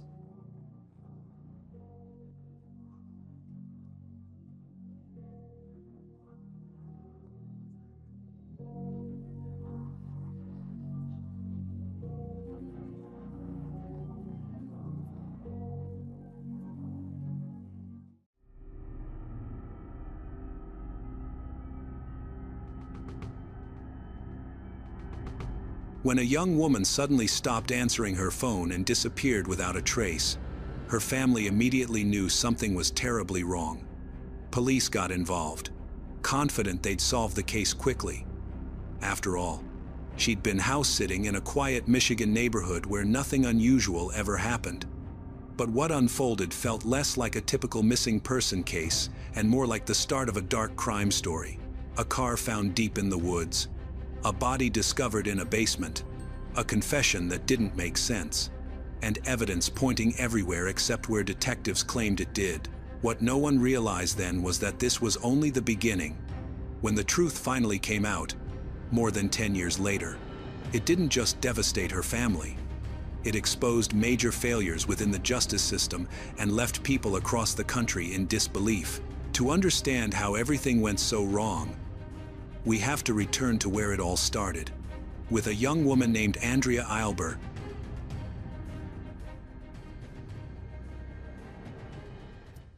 Andrea Eilber was born on April 17, 1991, in Flint, Michigan. Her mother passed away when she was a child, and her father later remarried. The family eventually settled in the small town of Otisville, where Andrea completed high school. After graduating, she took a job at a nearby supermarket. She thought about going to college but was still unsure of a specific direction. So she continued working and saving for the future. At work, she met Kenneth Carl Grondin, a 19-year-old co-worker. The two soon began dating. In November 2011, when Andrea was 20, her aunt and uncle left town and asked her to help house sit. At that time, she was still living with her parents, but decided to temporarily move to her aunt and uncle's house to help look after their home. For the first few days, Kenneth and a friend visited her there. They hung out, watched movies, and enjoyed each other's company. Andrea and Kenneth later made plans to spend the evening of November 14 together. She was supposed to pick him up. But shortly before then, she texted to say she couldn't make it. Instead, she asked him to go to her aunt and uncle's house, bringing some movie DVDs. Kenneth arrived around 7:30 p.m., but the house was dark, locked, and Andrea's car was gone. After knocking with no response, he tried calling her, but she didn't answer. Assuming she had stepped out, he decided to wait. About half an hour later, Andrea texted him again, saying her plans had changed and they would see each other the next day. She didn't explain where she was, and she didn't respond to any more of Kenneth's messages. The next day passed with no word from Andrea. At first, only Kenneth was worried. Since Andrea was staying at her aunt and uncle's house, her father wasn't concerned when he didn't hear from her right away. But after another day without contact, he began to worry. He asked a relative to check on her, and she went to the house with Kenneth. They looked through the windows and walked around but found no one there. Andrea's father started calling her friends, and none had heard from her for over 24 hours. The family began to fear something was wrong and organized a search.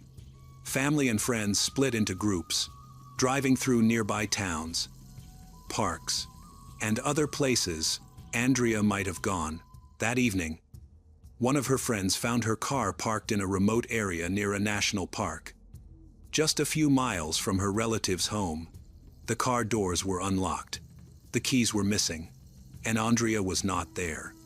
Her father immediately called the police. With Andrea's uncle's consent, the police broke into the house. In the basement, they made a terrible discovery. Andrea was sitting in a chair with a gunshot wound to her head. The medical examiner determined she had been killed by a single gunshot fired from several feet away. She had died 2 days earlier. On the same night, she canceled her plans with Kenneth.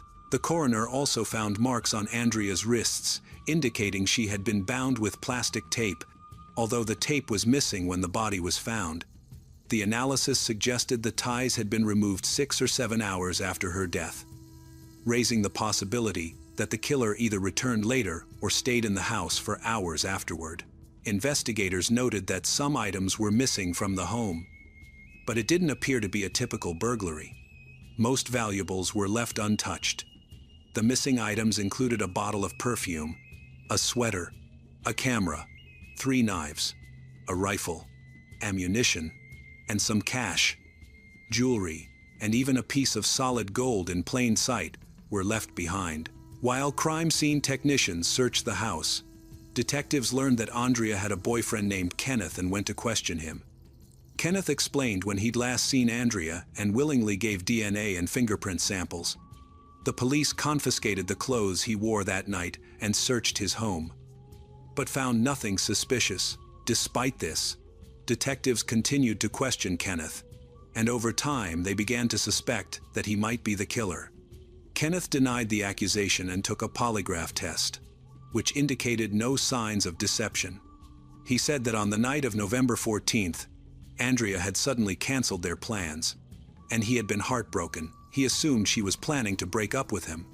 Upset, he went home, charged his phone, and texted a female friend, telling her that he thought Andrea was about to leave him.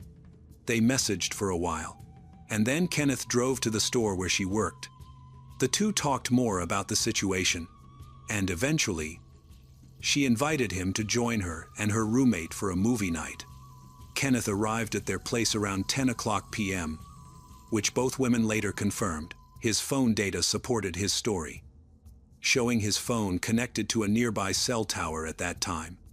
About 20 minutes before arriving, a gas station camera caught him on camera. That same night, someone withdrew $300 from Andrea's bank account in the town of Davidson, about a 30-minute drive from her uncle's house. What's noteworthy is that this transaction took place only 7 minutes after Kenneth arrived at his friend's house. Far too short a time for him to have traveled between the two places. Nevertheless, the police have not yet removed him from the list of suspects. Kenneth stayed with his friends until around midnight and then went home. The next morning, he tried calling Andrea several times, but she didn't answer. Worried, he drove to her uncle's house around 10 o'clock a.m. and knocked on the door, but no one answered. He left and was back home by about 11 o'clock a.m., something confirmed by his family and his phone's data. Around that same time, another $300 was withdrawn from Andrea's account, this time in a different, more distant town. Police obtained surveillance footage of the person using the card. The image was too blurry to identify the suspect, but it showed a white pickup truck at the scene. Despite the evidence suggesting Kenneth's innocence, detectives still had doubts. They thought parts of his story didn't make sense.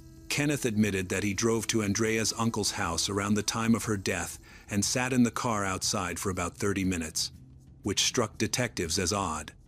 On top of that, when Andrea's friends and family organized a search for her on the evening of November 15th, Kenneth said he couldn't join because he had to work early the next day.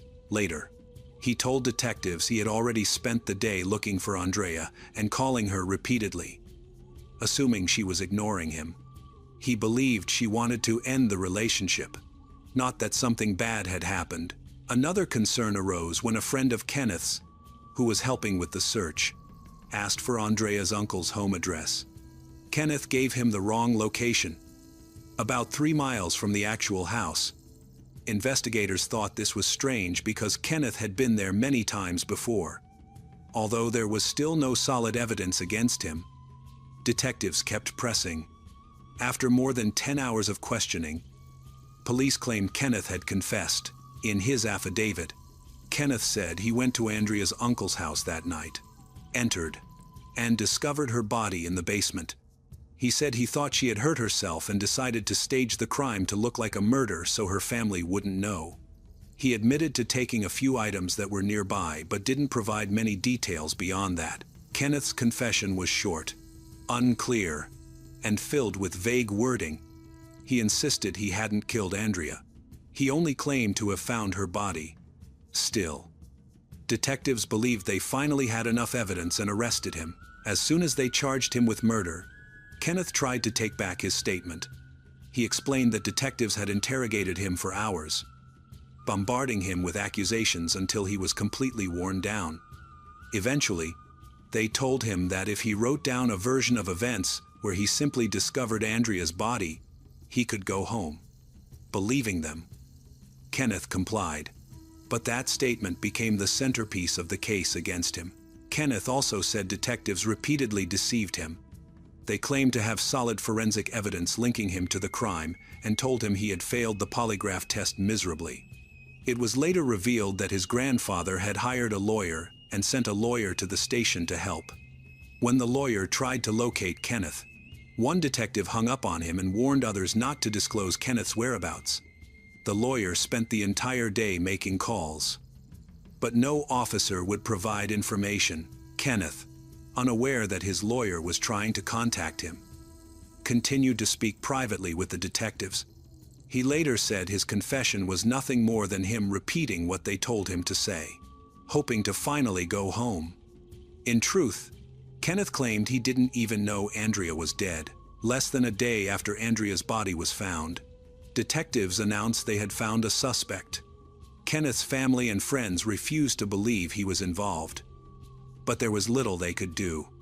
Police ended their investigation, convinced his confession would be enough to convict him.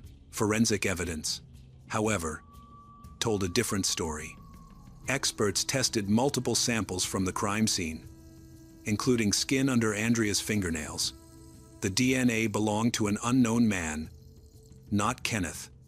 A second sample found in Andrea's car matched the same unidentified person. Then there was Andrea's bank card. Someone had been withdrawing her money, but it wasn't Kenneth. Despite these red flags, detectives claimed to have found new evidence. When one officer opened the sealed bag containing Kenneth's clothes from the night Andrea disappeared, he noticed a single bloody hair stuck to Kenneth's pants. Tests showed that the hair and blood were both Andrea's. But strangely, the pants were completely bloodless. Forensic experts concluded that the hair could have been attached after Andrea died. Because if Kenneth had really killed someone while wearing those pants, there would have been blood splatter. Kenneth's lawyer argued that the hair could have been contaminated during the process of collecting evidence. Kenneth's clothes were confiscated only 30 minutes after the body was found, so it is highly likely that the police accidentally got the hair on them while processing the scene. The lawyer also asked the court to dismiss Kenneth's confession, arguing that police had blocked him from seeing his client during questioning. In addition, parts of the interrogation video had mysteriously disappeared. Precisely the moments when, according to Kenneth, detectives were feeding him the answers. The legal battle lasted 4 years before the court finally ruled that the confession would remain admissible. During that time, Kenneth was out on bail but strictly monitored. He wore a GPS ankle tracker and needed police approval to leave his home. When the trial began in 2015, the prosecution relied mainly on 2 pieces of evidence: Kenneth's confession and the bloody hair found on his pants. Their theory was that he had killed Andrea during a robbery. Even though none of the stolen items were found in his possession and her bank card had clearly been used by someone else, the prosecutor tried to explain the inconsistencies by claiming the robbery was staged. He argued that Kenneth killed Andrea to steal her money and property, but also claimed that he had staged the crime scene to create a distraction. This reasoning was weak, especially since Kenneth came from a wealthy family and didn't need the money. The prosecutor also stressed that there was no sign of forced entry and that Kenneth had a spare key to Andrea's uncle's house. Andrea had given it to him just a few days before she died, so he could visit any time. Kenneth, however, insisted he had left the key inside the house 2 days before her death. A friend who was with him at the time confirmed this account, and police later found the spare key exactly where Kenneth had said it would be. The defense argued that the case was filled with inconsistencies and that the investigation was poorly handled. They pointed out a detail the police seemed to overlook: Andrea's car had been taken and later abandoned a few miles from her house. Her father testified that the car constantly leaked oil under the driver's seat, which always left Andrea's shoes stained.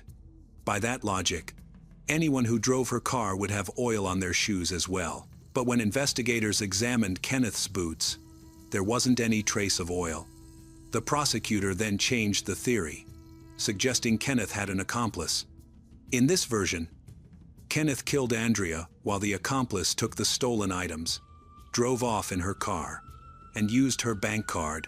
Another major issue for the prosecution was that the murder weapon was never found. Police confirmed that the missing rifle from Andrea's uncle's house and Kenneth's parents' gun did not match the bullet that killed her. Kenneth's lawyer argued that the police had ignored other possible suspects because they were fixated on Kenneth from the start. To support this, the defense presented 5 alternative suspects. At the top of the list was Jeffrey, a mutual acquaintance of Kenneth and Andrea. There were several suspicious details about him. He was the one who conveniently found Andrea's car early in the search, even though it was parked miles away in a secluded area. That same day, he called Kenneth asking about Andrea, even though Kenneth had never given him his phone number. Investigators later learned Andrea had written Kenneth's number on a piece of paper that was found on her nightstand next to a spot where unidentified DNA was recovered.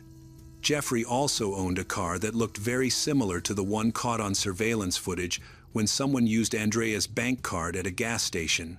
Andrea's brother mentioned another possible suspect, a banned substance dealer. He admitted that he had been struggling with addiction and owed the dealer money. According to her brother, the dealer knew Andrea saved money from her job. So, her brother suspects the dealer may have killed her to collect the debt. Police also investigated a young man named David after his father reported that he might have been involved in Andrea's murder. David had a criminal record for car theft and assault and resembled the person seen on the surveillance video using Andrea's bank card.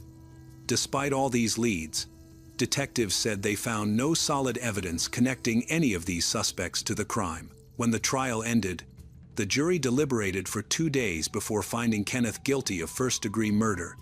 He received a life sentence without the possibility of parole. His attorney immediately filed an appeal.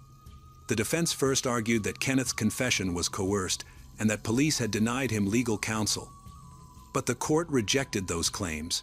Next, they appealed the robbery conviction, pointing out that Kenneth had also been found guilty of theft even though none of the stolen items were ever recovered. That appeal also failed. However, in their third attempt, Kenneth's lawyer found a significant error in the jury paperwork.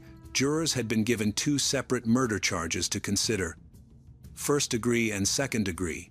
For the first-degree charge, they could choose between guilty or not guilty. But for second-degree murder, the only option listed was guilty. This meant the jury had no way to find Kenneth not guilty of the lesser charge. They were forced to decide only how guilty he was. The appeals court could not overlook such a major procedural flaw. In 2018, Kenneth was granted a new trial after spending 3 years in prison. Following the ruling, he was released on bail again. His lawyer continued to push for new evidence that could identify the real killer, repeatedly urging police to re-examine the existing DNA samples. In 2022, investigators finally agreed to conduct a new review. At that point, Kenneth's retrial had still not started, and he remained free on bail.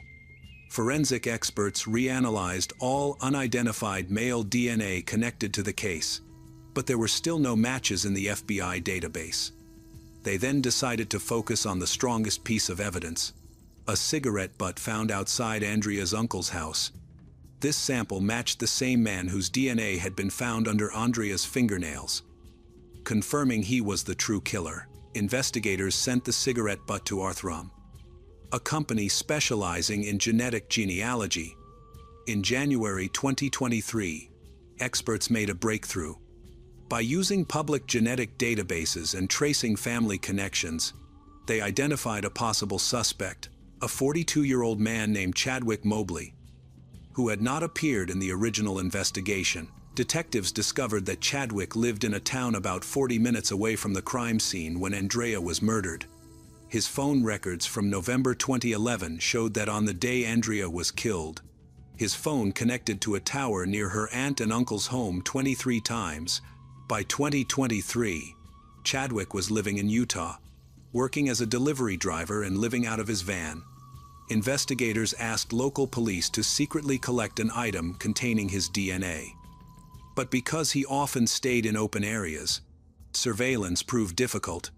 After 2 months of monitoring, officers still hadn't retrieved anything usable, so detectives decided to confront him directly. With a warrant in hand, they approached Chadwick and collected a DNA sample. He denied any involvement, but lab tests soon confirmed his DNA was under Andrea's fingernails, inside her car, and in multiple locations at the crime scene. When police searched his van, they also found a revolver. Ballistic analysis proved it was the weapon used to kill Andrea. 2 days later, police went to follow up, but Chadwick had fled. 3 weeks later, authorities tracked him to Montana near the Canadian border, where he was caught, but while being extradited to Michigan, he escaped from a police car.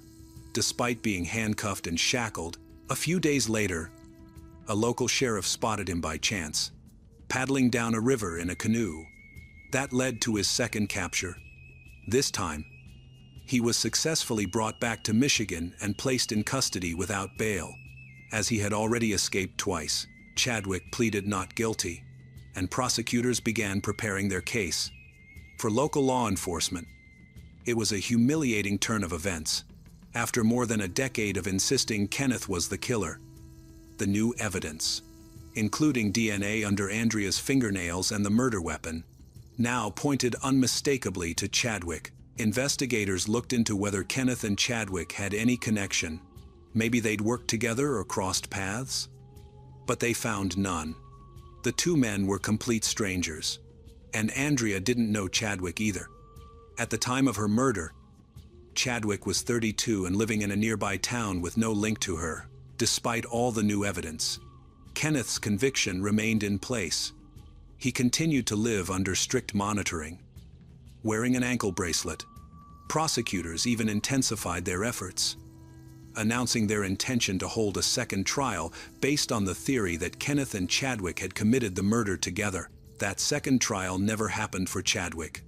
In February 2025, he entered a no-contest plea, meaning he wouldn't fight the charges but also wouldn't admit guilt. He told the judge he'd been extremely drunk the night Andrea was killed and couldn't remember what had happened. Though he didn't deny being involved, during the hearing, an alarming detail surfaced. Investigators had actually considered Chadwick a suspect early in the case. However, for reasons no one could explain, his name was never officially added to the case file. By then, detectives had already focused on Kenneth. Ignoring the DNA mismatch and the missing murder weapon, Chadwick Mobley was ultimately sentenced to life in prison without parole. In court, he apologized to Andrea's family for Kenneth, though nothing changed. His lawyer immediately requested that the charges be dropped, but prosecutors refused, claiming that Chadwick's conviction didn't rule out Kenneth's involvement. They vowed to proceed with a second trial. Chadwick insisted he didn't know Kenneth or Andrea and had acted alone. Nevertheless, the state continued to pursue the case. The new trial for Kenneth is scheduled for January 2026. He remains under house arrest as his defense team builds his case, supported by a respected forensic expert who re-examined the bloodied hair on Kenneth's pants. The expert confirmed earlier findings that the hair must have ended up there several hours after Andrea's death, not during the murder.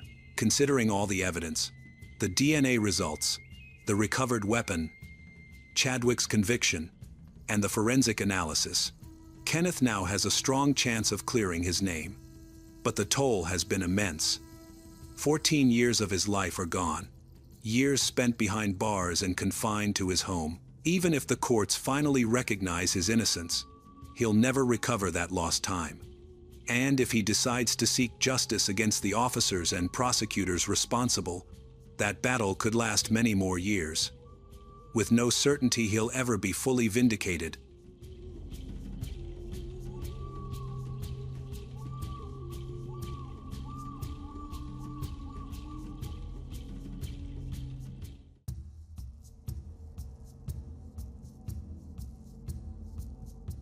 Ellen Ellywait grew up in the quiet suburb of West Chester, Ohio, admired for her kindness and outgoing personality. At 23, she had completed her studies, begun shaping a promising future. Friends remembered a creative soul who loved art. Nature walks brought her joy, and she often captured striking images of local landscapes to share online. Her family was the most important thing in her life. Her parents encouraged all her ambitions. Her younger sister looked up to her as a role model. Ellie was also very active in her community, participating in charity events and offering help whenever she could. Yet behind her bright smile hid a troubling reality. For nearly a year, Ellie faced relentless harassment from Michael Strauss, a man she knew through local circles. He pushed for a connection she never wanted, sending uncomfortable messages, showing up at places she visited, reacting with hostility whenever she kept her distance. Ellie tried to continue living as usual, hoping the behavior would eventually fade. On July 29, 2018, she met a friend in the morning, then spent time outdoors near her home. Around 4:00 p.m., she was spotted walking toward her neighborhood. After that moment, she vanished. Her phone went silent, prompting immediate concern. When evening came with no sign of her return, her family launched a frantic search. Calls went out to relatives, friends, neighbors.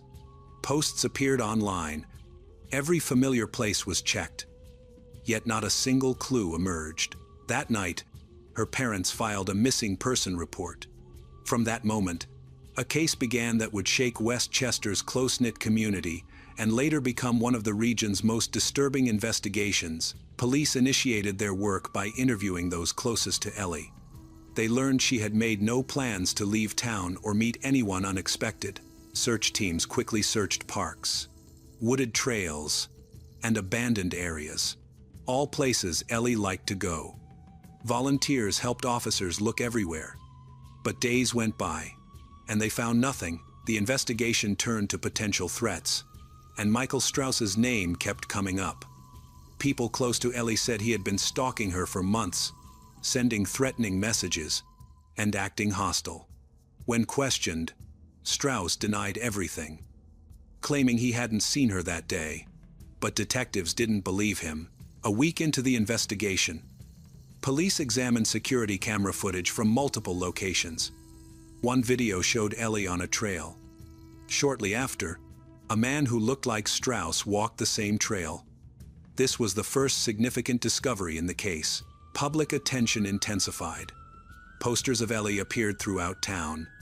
Social media spread updates at lightning speed. Local stations reported daily developments.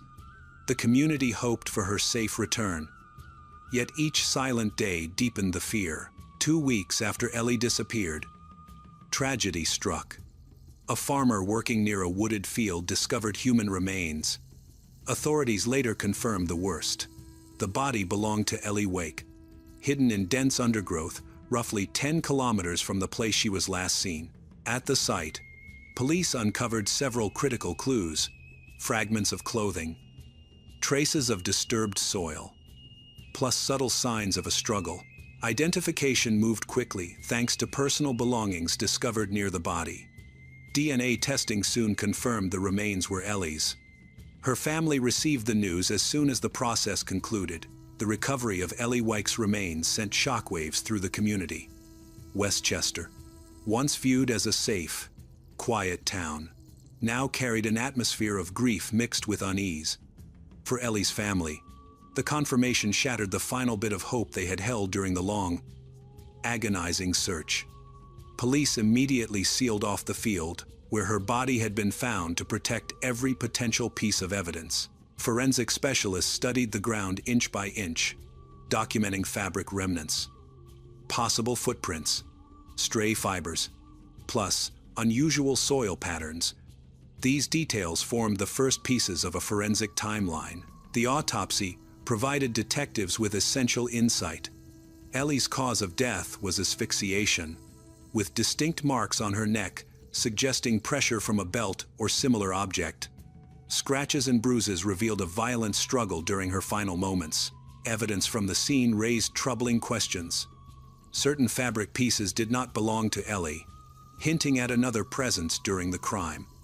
A long strand of dark hair discovered on her body was sent for DNA testing with hopes of identifying a suspect. Throughout the investigation, Michael Strauss remained the primary focus. During interrogation, he again denied involvement, claiming he had stayed home on the day she disappeared. His alibi, however, lacked solid confirmation. Surveillance footage shows a man resembling Strauss following Ellie in the park, adding to suspicion. A breakthrough arrived when DNA from the hair recovered at the scene matched Strauss. The match gave investigators a powerful lead, though not enough for an immediate arrest. Surveillance on him intensified as detectives waited for additional evidence or missteps that could tie him conclusively to the murder. At this point, the investigation narrowed its focus on building a solid case against Strauss. Detectives reconstructed his movements on the day of Ellie's disappearance. Cellular data showed his phone had been near the trail where she was last seen, later shifting toward the wooded area where her body was discovered. Forensic experts also examined physical evidence. Fibers on Ellie's clothing matched the upholstery of Strauss's car seats. Soil particles on his vehicle's floor mats matched the soil in the forested field where Ellie's body had been hidden. Despite this growing body of circumstantial evidence, detectives pressed for stronger proof. A search warrant for Strauss's home uncovered disturbing items: notebooks containing entries about Ellie, photographs taken without her knowledge, plus a belt with a damaged buckle. Forensic analysis later linked this belt to the marks found on her neck, identifying it as the probable murder weapon. Michael Strauss was arrested on August 24, 2018. The arrest marked a major turning point in the case. Many residents felt a sense of relief. During his first questioning, Strauss seemed calm but avoided direct answers and consistently denied being involved. He claimed someone had changed the evidence to make him look guilty. Regardless of his claims, the investigation focused more and more on him. A major turning point happened when detectives looked at his computer and phone. They found he had been searching for disturbing things for months, like how to hide a body, information on how bodies decay, and in-depth studies of famous murder cases. His email history revealed dozens of unsent messages addressed to Ellie. Some expressed desperation for a meeting. Others contained threats or obsessive comments. These digital traces became the backbone of the formal charges against Michael Strauss. Prosecutors moved forward with accusations of kidnapping, stalking, plus premeditated murder. His attorney argued that no direct evidence linked him to the act of killing itself, yet the judge ruled that he would remain in custody while awaiting trial. Local media covered every development, fueling heated discussions throughout the community. Many residents believed in Strauss's guilt, while others doubted the reliability of the evidence. For Ellie's family, his arrest offered the first real step toward justice, though they knew the trial ahead would be long and painful. The trial of Michael Strauss began in October 2019, immediately drawing widespread public attention. The courtroom filled with journalists, community members, plus friends of Ellie Wake. Her family appeared at every session, determined to witness each detail. To them, the proceedings represented both a pursuit of justice and a final effort to honor Ellie's dignity. The prosecution opened with a strong case built on substantial evidence. Cell phone records placed Strauss near several locations tied directly to Ellie's disappearance as well as her death. Forensic specialists outlined their findings: fibers, soil traces, microscopic particles collected from Michael's car matched samples from the crime scene almost perfectly. Prosecutors also emphasized Michael's obsessive fixation on Ellie. Emails and messages retrieved from his devices were read aloud. One message, sent shortly before Ellie vanished, delivered a chilling warning: "If you don't respond, I'll come myself. Then you'll understand what I'm capable of." This message became a centerpiece of the argument for premeditation. Witnesses for the prosecution included close friends who described Ellie's fear of Strauss. Forensic experts strengthened the narrative by connecting physical evidence to him. Neighbors testified as well, recalling his suspicious behavior on the day Ellie disappeared. Several remembered seeing him return home visibly shaken, followed by meticulous cleaning of his car the next morning. The defense attempted to undermine the prosecution's case by highlighting gaps and questioning the strength of circumstantial evidence. Strauss's attorney argued that fibers or soil might have transferred through routine contact, while cell phone location data merely showed proximity, not guilt. The lack of eyewitnesses further became a key point in the defense strategy. The turning point arrived with presentation of the DNA findings. Genetic tests on the hair recovered near Ellie's body, along with skin cells found on the belt used to strangle her, conclusively matched Michael Strauss. His attorney challenged the lab's procedures, suggesting potential contamination. But the court dismissed these claims due to lack of credible support. Defense witnesses failed to shift the jury's perspective. Strauss chose not to testify, invoking his Fifth Amendment right. The decision sparked mixed reactions. Prosecutors portrayed it as silent acknowledgement of guilt, whereas the defense insisted it was a tactical choice to avoid risks during cross-examination. The trial lasted 6 weeks. More than 20 witnesses testified, supported by extensive forensic evidence, digital records, plus expert analysis. Closing arguments were emotionally charged. The prosecution demanded the harshest possible sentence, emphasizing the brutality and calculated nature of the crime. The defense maintained that reasonable doubt still existed. After 3 days of deliberation, the jury reached a unanimous decision. Michael Strauss was found guilty of first-degree murder, kidnapping, plus stalking. The judge then scheduled a sentencing hearing. Ellie Wake's family waited for justice, fully aware that no sentence could ever restore their daughter's life. The people of Westchester, still shaken by the horrific crime that disrupted their peaceful town, hoped for a punishment severe enough to reflect the enormity of the act while offering some measure of closure. During the sentencing hearing, the prosecution sought the harshest outcome: life imprisonment without parole. The prosecutor highlighted the calculated nature of Michael Strauss's actions, the months of fear he imposed on Ellie through relentless stalking, plus the permanent void left in her family's lives. Ellie had been robbed of her chance to grow, dream, pursue happiness. Michael Strauss was sentenced on April 17, 2019, in Butler County District Court in Hamilton. He received a prison sentence of 15 years to life for Ellie Wake's murder, 18 months for stalking, and 12 months for abuse of a corpse. The sentences will run consecutively.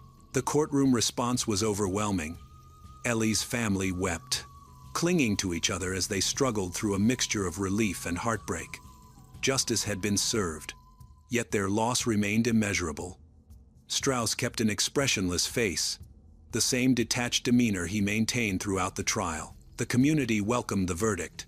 Messages supporting the Wake family spread across social media, praising investigators as well as the prosecution team. Still, the case ignited broader conversations about how such a tragedy might have been prevented. Ellie's story exposed the far-reaching impact of stalking, prompting many to question weaknesses in the system meant to protect victims. Determined to create meaningful change, Ellie's family launched a campaign advocating reforms to Ohio's laws. They pushed for stronger penalties for stalking, improved protections for victims, plus quicker access to restraining orders. Months after the trial ended, Ohio passed a legislative amendment known as Ellie's Law. The measure increased penalties for stalking and expanded victims' rights to pursue legal safeguards. For Ellie's family, the law represented a step toward preventing similar tragedies. Michael Strauss's fate was sealed, yet Ellie's legacy continued to resonate. Her case stood as a powerful reminder to Westchester residents, a warning about the dangers of unchecked fixation, and a testament to the strength of a community united for safety and justice. After the trial, Ellie's family and friends devoted themselves to preserving her memory through projects centered on awareness and prevention. They hope to honor her life while helping others who faced similar threats. In June 2020, 1 year after her disappearance, a memorial was installed in the park where she was last seen. A small marble plaque displayed her portrait with the inscription, "In memory of a radiant soul who will forever remain in our hearts, may her story inspire us to protect one another." Visitors often decorated the site with flowers or candles, creating a place of quiet reflection. Her family also established the Ellie Wake Memorial Fund, which supports victims of stalking. The foundation offered legal guidance, counseling services, plus financial assistance. Funding came from annual community events such as marathons, auctions, or benefit concerts. At the college where Ellie studied, a scholarship for graphic design students was established in her name. It supported talented artists who shared Ellie's passion for creativity. Each year, during the award ceremony, Ellie's parents delivered heartfelt speeches about her dreams and the lasting influence she left behind. Ellie's story spread far beyond her hometown. Her name became linked with new efforts to combat stalking nationwide. Documentaries, podcasts, plus written features chronicled her case, encouraging the public to recognize early warning signs of danger and seek help before it was too late. Years after the tragedy, the Wake family slowly found the strength to move forward while keeping Ellie's memory alive. They remembered her as a warm, vibrant young woman whose presence uplifted those around her. Their advocacy efforts helped raise public awareness about stalking, along with the urgent need to support individuals facing similar threats. Ellie's story became a powerful reminder of how one life can leave a lasting imprint on the world. Her memory survives in the hearts of those who loved her, in the laws now protecting countless others. Plus, in every person whose sense of security or hope has been renewed because of her legacy.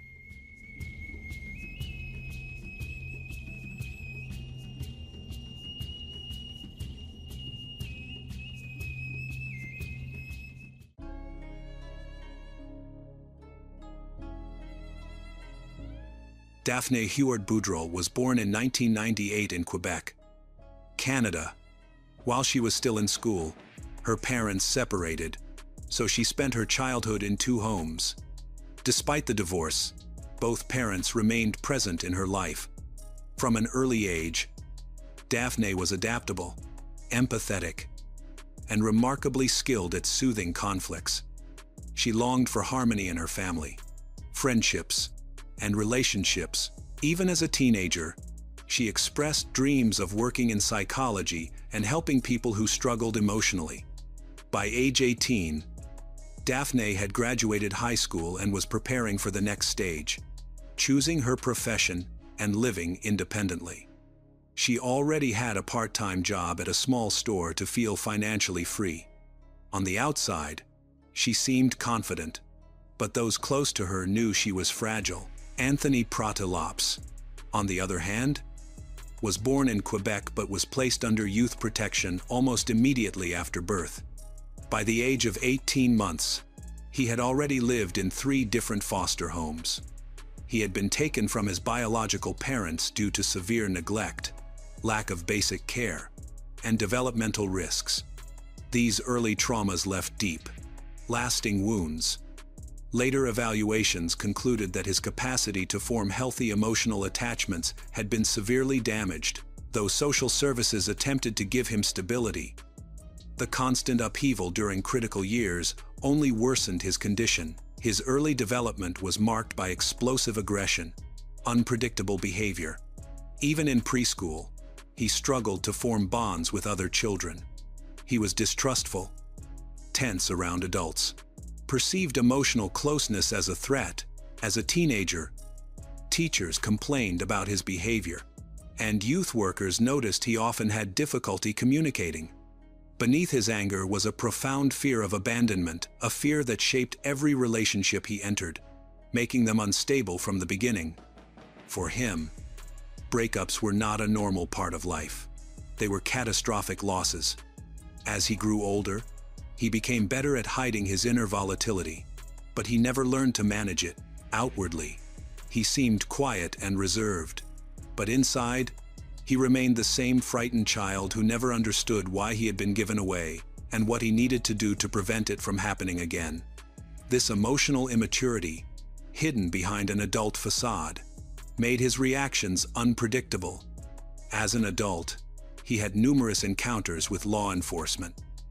Erratic behavior, disregard for rules, and hostility toward those in authority. Police records noted that he could react dangerously in stressful situations and recommended caution when dealing with him. Though these warnings resulted in no long-term supervision or structured support, in February 2015, Daphne met Anthony. She was 16, he was 20. The connection quickly developed into a romantic relationship. Daphne was finishing high school and still uncertain about her long-term plans. Yet she yearned for independence and the feeling of entering adulthood. To her, dating an older man seemed like a step toward maturity. Anthony was very attentive. He messaged, called her often, inviting her places. In the beginning, he appeared caring, invested, almost overly devoted. For Daphne, who naturally trusted others and always tried to see the good in people, his attention felt genuine. To those around them, the relationship appeared harmless at first. Few noticed the subtle red flags that were already forming beneath the surface. Daphne's parents had been uneasy about Anthony from the very beginning. He rarely visited their home, and when he did, he appeared guarded, tense, uncomfortable. Still, they chose not to forbid the relationship outright. Daphne was no longer a child, and they wanted to respect her autonomy. Believing she was capable of making her own choices, she reassured them repeatedly that everything was fine, leaving out the more troubling aspects of the relationship. For the first few months, things seemed calm. They spent time together, made plans for the future. Anthony pushed the idea that once Daphne turned 18, they should get their own apartment and live together. He insisted they were ready to be independent, that they could handle adult life as a team. Although she hesitated, Daphne slowly gave in. She liked being seen as someone mature enough to build a life with an older partner. And because he made her feel valued, she was aware he wasn't steadily employed and mostly lived on welfare. But she didn't focus on it. He said health issues kept him from working and that it wouldn't last forever. Even though she paid most of their expenses, she wasn't worried about it. During this period, Anthony began showing possessive behaviors, though not yet openly aggressive ones. He was jealous of her classmates and acquaintances, reacted strongly to social media messages, asked endless questions about people from her past. Occasionally, he told her to stop talking to anyone he believed didn't respect their relationship. It seemed like ordinary jealousy, nothing extreme, at least not yet. Looking back, the winter and spring of 2015 were likely the calmest months of their entire relationship. Neither Daphne nor her family understood how unstable and dangerous Anthony truly was. From the outside, their romance appeared like a typical teenage relationship filled with excitement, dreams. But the early signs were already there: dependency, control, and shrinking personal boundaries. Bit by bit, Daphne noticed her independence slipping away, replaced by constant efforts to adjust to his moods. Each month, she bent a little more, setting aside her own needs. She convincing herself that love meant patience, understanding. When Daphne turned 18, she moved into a small rented apartment with Anthony. Her parents strongly doubted the decision, but tried to honor her choices. The apartment wasn't far from her hometown, which created an illusion of safety. Daphne wanted to prove that she could handle adult life, manage responsibilities, and build a real relationship. But everyday reality quickly revealed a truth she had never seen. Living with Anthony was far more difficult than she expected. He didn't work or attend school and spent most of his time isolated in the apartment. Against that backdrop, his bursts of jealousy, anger escalated. He demanded constant attention, questioned her every move, monitored her phone, and scrutinized her conversations. His mood swung wildly, from intense affection to explosive rage. Any attempt by Daphne to go out alone or meet with friends ignited resentment or aggression. He wanted full control. Even short phone calls could spark arguments. Soon, he criticized everything: her clothes, her tone of voice, even small habits she never thought twice about. Anything could be turned into a fight. The practical and financial responsibility fell entirely on Daphne. She worked to pay rent, buy groceries, manage the household, and hold everything together. But the emotional pressure only intensified. Anthony repeatedly reminded her of his past and his life attempt and used it as a weapon to keep her close. He insisted he couldn't survive without her. These manipulative threats guilt-tripped Daphne, making her believe she is responsible for his happiness. The first serious rupture came when Daphne finally gathered the courage to end the relationship. She told Anthony she wanted to break up and began packing her belongings.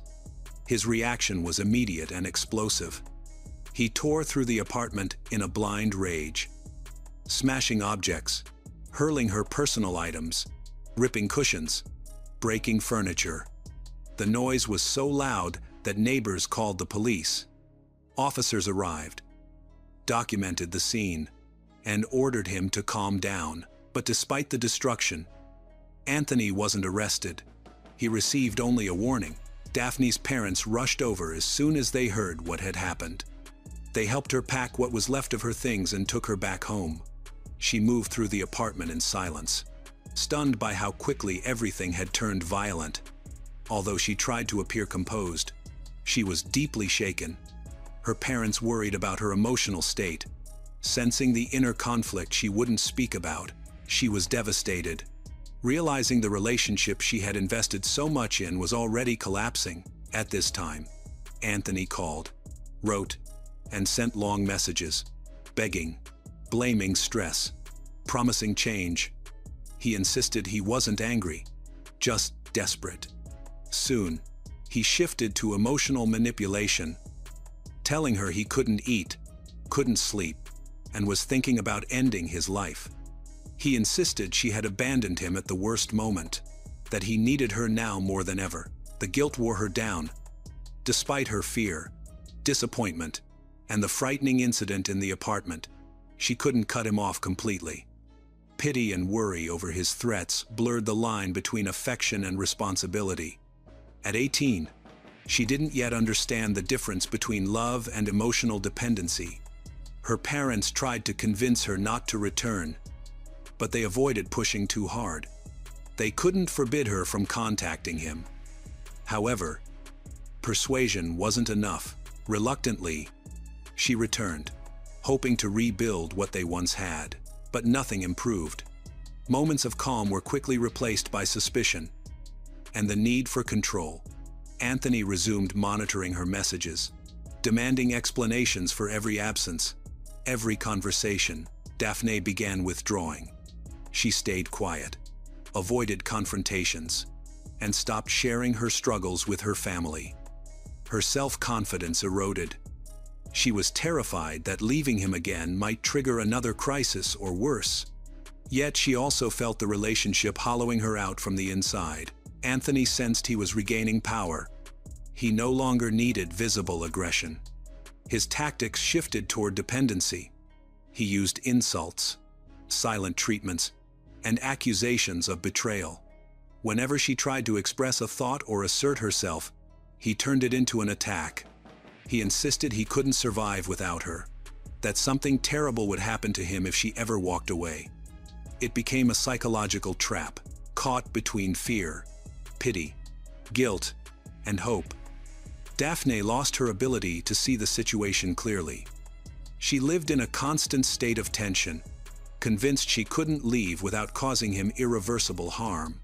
Her attempt to save someone she cared about slowly cost her control over her own life. In March 2017, Daphne is determined to end her relationship with Anthony.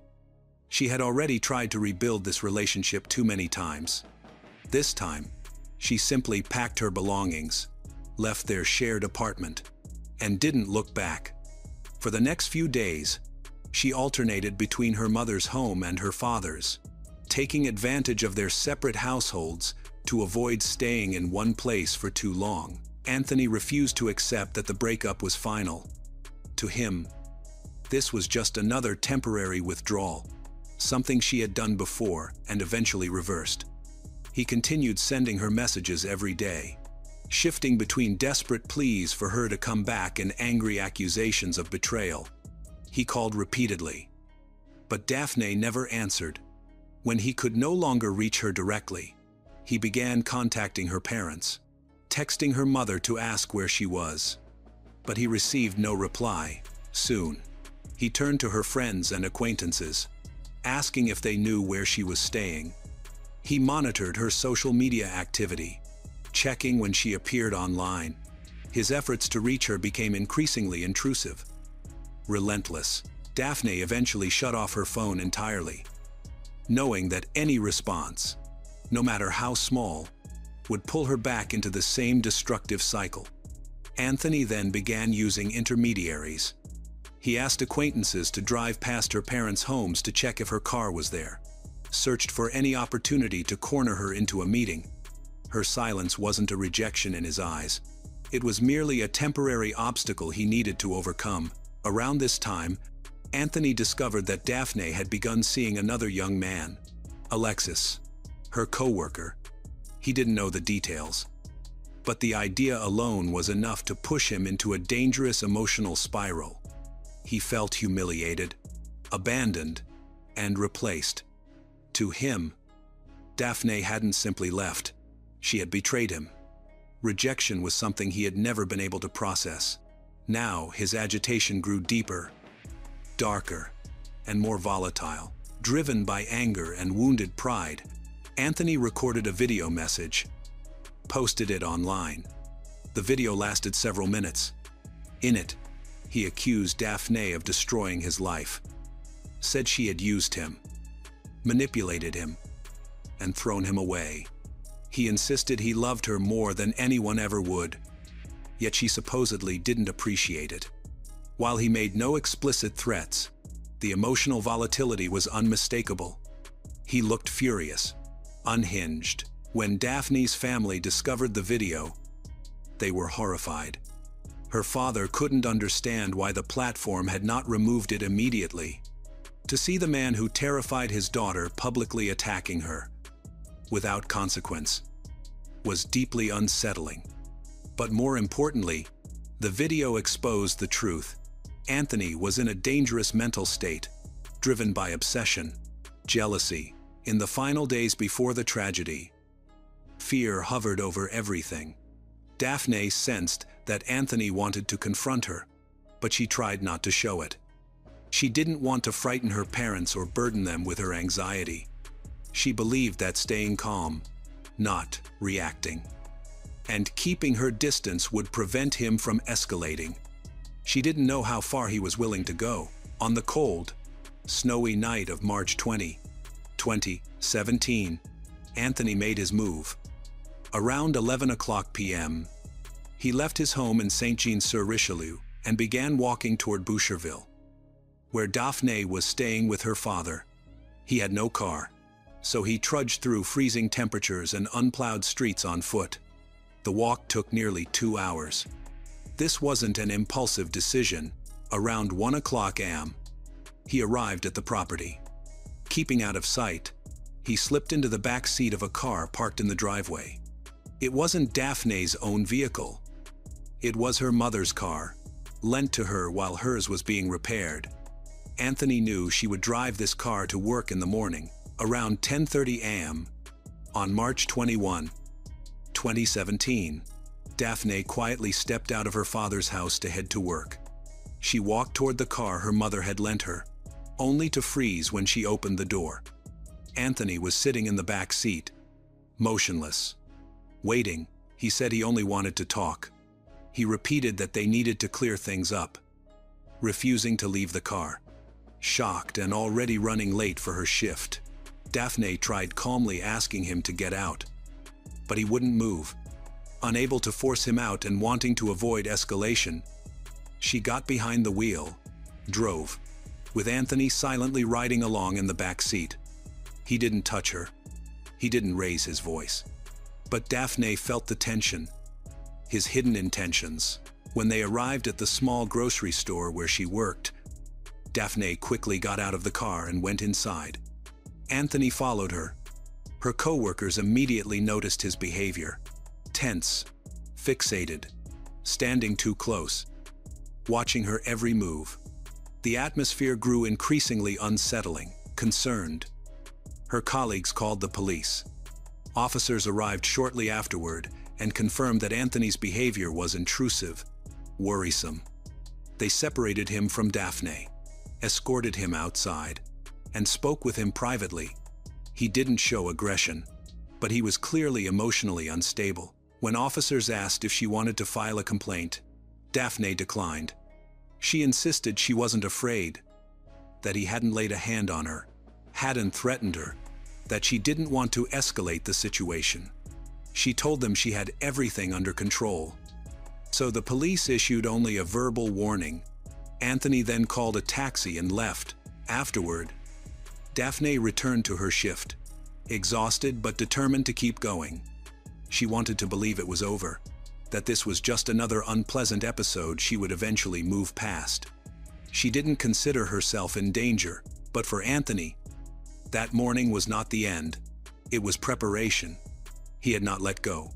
Over the next hours, Daphne stuck to her strategy of silent distance, thinking that if she ignored him and refused to react, he would eventually give up. The next day, March 22, 2017, Daphne decided to go to Anthony's apartment to collect the last of her belongings. What drove her to act was fear for her pets, her cat and 2 lizards. She worried he might neglect them or harm them out of spite. Before leaving, she went to the police station. She explained her situation, told them she needed to pick up her things, and admitted she didn't feel safe. Because Anthony was already known to police for instability, the officer she spoke to strongly advised her not to go alone. A female officer was assigned to quietly accompany her, following in a separate vehicle so as not to provoke Anthony but still close enough to intervene if necessary. They arrived at the building around noon. As Daphne entered the building, the policewoman waited outside. After waiting longer than expected without seeing Daphne return, the policewoman quickly followed. However, she mistakenly entered the wrong section of the complex. After several minutes of double-checking the address, she finally found the correct entrance and floor. Unfortunately, this delay had serious consequences. When she got to the apartment door, everything was silent. She knocked, but no one answered. Then, she saw a shadow move behind the glass, and a man's voice said, "Arrest me." The door opened. Anthony stood there, expression blank, hands soaked in blood. "This isn't my blood," he said flatly. The officer immediately ordered him to step out. He complied without resistance. His demeanor was eerily calm. The officer called for backup and an ambulance, then entered the apartment. It was silent inside. Near the stairs, she found Daphne's body on the floor. She was dead. Later, forensic analysis revealed she had suffered 15 stab wounds, most concentrated around her chest and neck. Her throat had also been slashed. One of the wounds alone would have been fatal. The rest reflected a frenzy, the kind of violent outburst committed by someone in a state of overwhelming rage. The time wasted finding the right building and entrance led to tragic consequences. Although law enforcement acted according to procedure, this situation highlighted a critical reality. When confronting a potentially dangerous individual, even a minor delay can have fatal consequences. The crime scene clearly showed what happened. Blood was splattered throughout the apartment. Bloody handprints marked the leg of a table. A partial shoe print smeared the lower portion of the door. The attacker didn't try to hide anything. Anthony was arrested immediately and taken to the police station. There, he confessed without hesitation. He did not deny what he had done, nor did he attempt to justify it. He said only that he had crossed a line and that it happened fast. He provided no additional explanation, nor did he show any remorse. Physically, he appeared stable. He had no visible injuries and declined medical treatment. As interrogations began, news of the killing reached Daphne's family. Her father was the first to receive the call, asking him to come to the police station. When he arrived, the truth was revealed. His daughter was dead. The shock was overwhelming. Daphne's mother collapsed emotionally, struggling to process what she was hearing. Her father sat in disbelief, unable to comprehend that the danger they had feared for months had now become reality. They learned that Anthony had confessed and was in custody. The family was initially instructed to stay away from the crime scene while technicians worked. Her father refused. He insisted on seeing his daughter, an image that would haunt him for the rest of his life. The investigation progressed quickly after Anthony's arrest.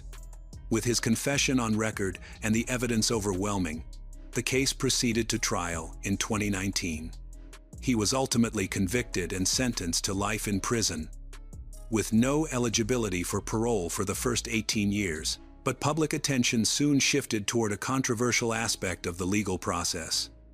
Prosecutors and defense attorneys reached a plea deal, reducing the charge to second-degree murder on the grounds that premeditation couldn't be conclusively proven. Under Canadian law, this meant the killing was classified as intentional but not planned. For Daphne's family, this was devastating. Her father firmly believed the crime was premeditated. He pointed to Anthony's actions, waiting for her in the car, tracking her movements, posting disturbing messages online. and committing the murder within minutes of her entering the apartment. None of this, he argued, aligned with a spontaneous crime of passion. To him, these were unmistakable signs of preparation, of first-degree murder. After the funeral, the family sought support from the Crime Victims' Compensation Office to cope with the emotional and financial impact of their loss. But their initial application was rejected. According to the agency, since the parents had not been physically harmed themselves, they were not considered direct victims under the law and were therefore not eligible for compensation. The family appealed the decision, and after a lengthy process, the appeal was successful. The original decision was overturned. The parents received some compensation, primarily to help with the costs of psychological counseling and lost wages. While the amount of money was not large, it marked an acknowledgement that the system recognized the weight of their loss. At the same time, public attention turned sharply toward the question of police responsibility. The actions of the officers involved on the day of the murder were scrutinized in both media and community discussions. One officer, the one tasked with escorting Daphne to collect her belongings, had mistakenly entered the wrong building and lost several crucial minutes. The second officer, the one who spoke to Daphne on the day of the workplace incident, did not insist on formal accompaniment, even though Anthony's escalating behavior clearly warranted greater protection. Both officers were summoned for a professional ethics review. After internal hearings, neither faced disciplinary consequences. Officially, their actions did not constitute a breach of protocol. For Daphne's family, and especially her father, the outcome was enraging. He publicly condemned the decision, stating that the police had gravely underestimated the risk. Anthony was already known to authorities as emotionally unstable and potentially dangerous. His stalking, his obsessive messages, the online video, and his aggressive behavior at Daphne's workplace were unmistakable warning signs. In the father's view, every one of those signs had been minimized until it was too late. For Daphne's loved ones, the pain has not faded with time. They lost a daughter in the most violent way imaginable, and then had to fight for acknowledgement that her death was not an unavoidable tragedy, but a preventable one. No link in the chain, police, prosecutors, or social services, took responsibility. Daphne's story became a stark symbol in Quebec of how the line between psychological abuse and imminent danger is too often ignored. It is a reminder of how hesitation, procedural gaps, and institutional subjectivity can create deadly consequences.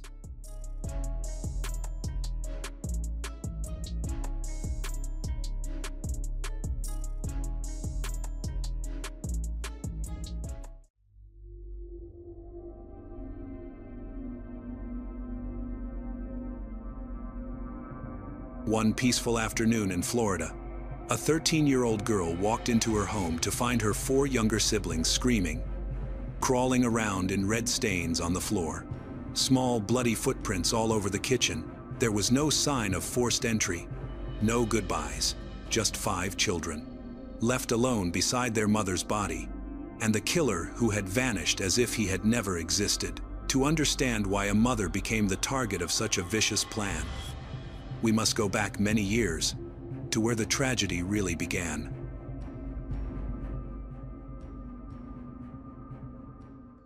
Sheila Lee Walsh, born in Topeka, Kansas on October 19, 1962, met her first husband, Alan Blackthorne, shortly after finishing high school. Sheila was small, kind, and quiet. She had a difficult childhood. Her father, an Air Force pilot, was often away, and he died in Laos when she was only 10 years old. She longed for stability, for love, and for a family she could build with her own hands. After college, Sheila found work as an office administrator at a local law firm.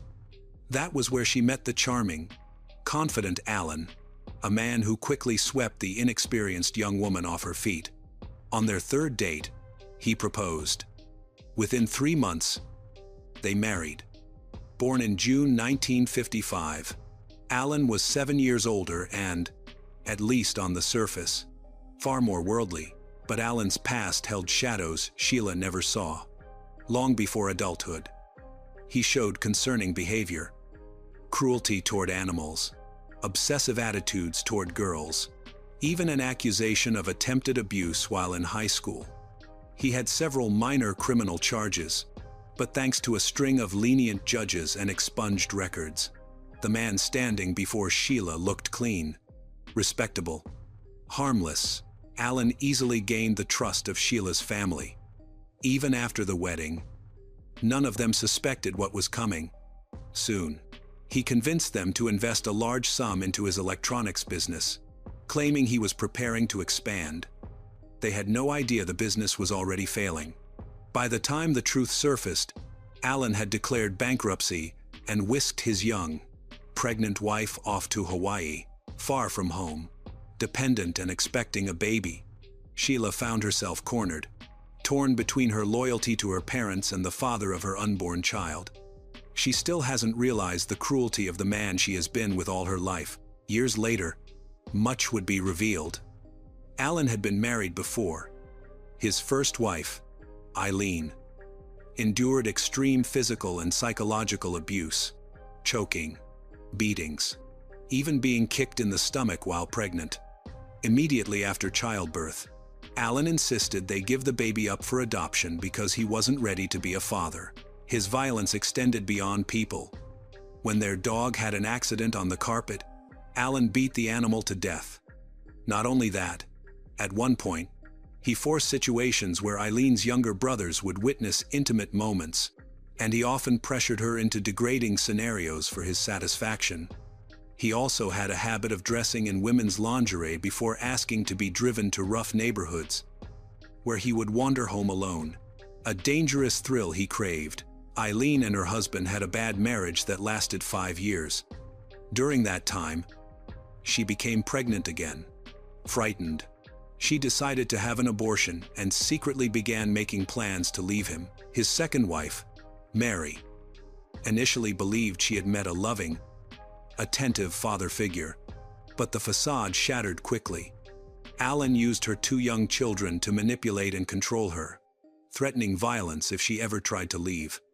After 3 years of escalating intimidation, she fled with her children in the middle of the night, fortunate to escape the prolonged torment Eileen endured. Then came Sheila. When Alan met her, he saw vulnerability and opportunity. They married in 1982. Until that moment, Sheila had no way of knowing about his abusive past or hidden obsessions. At first, he was everything she thought she needed: loving, attentive, protective. But the mask slipped.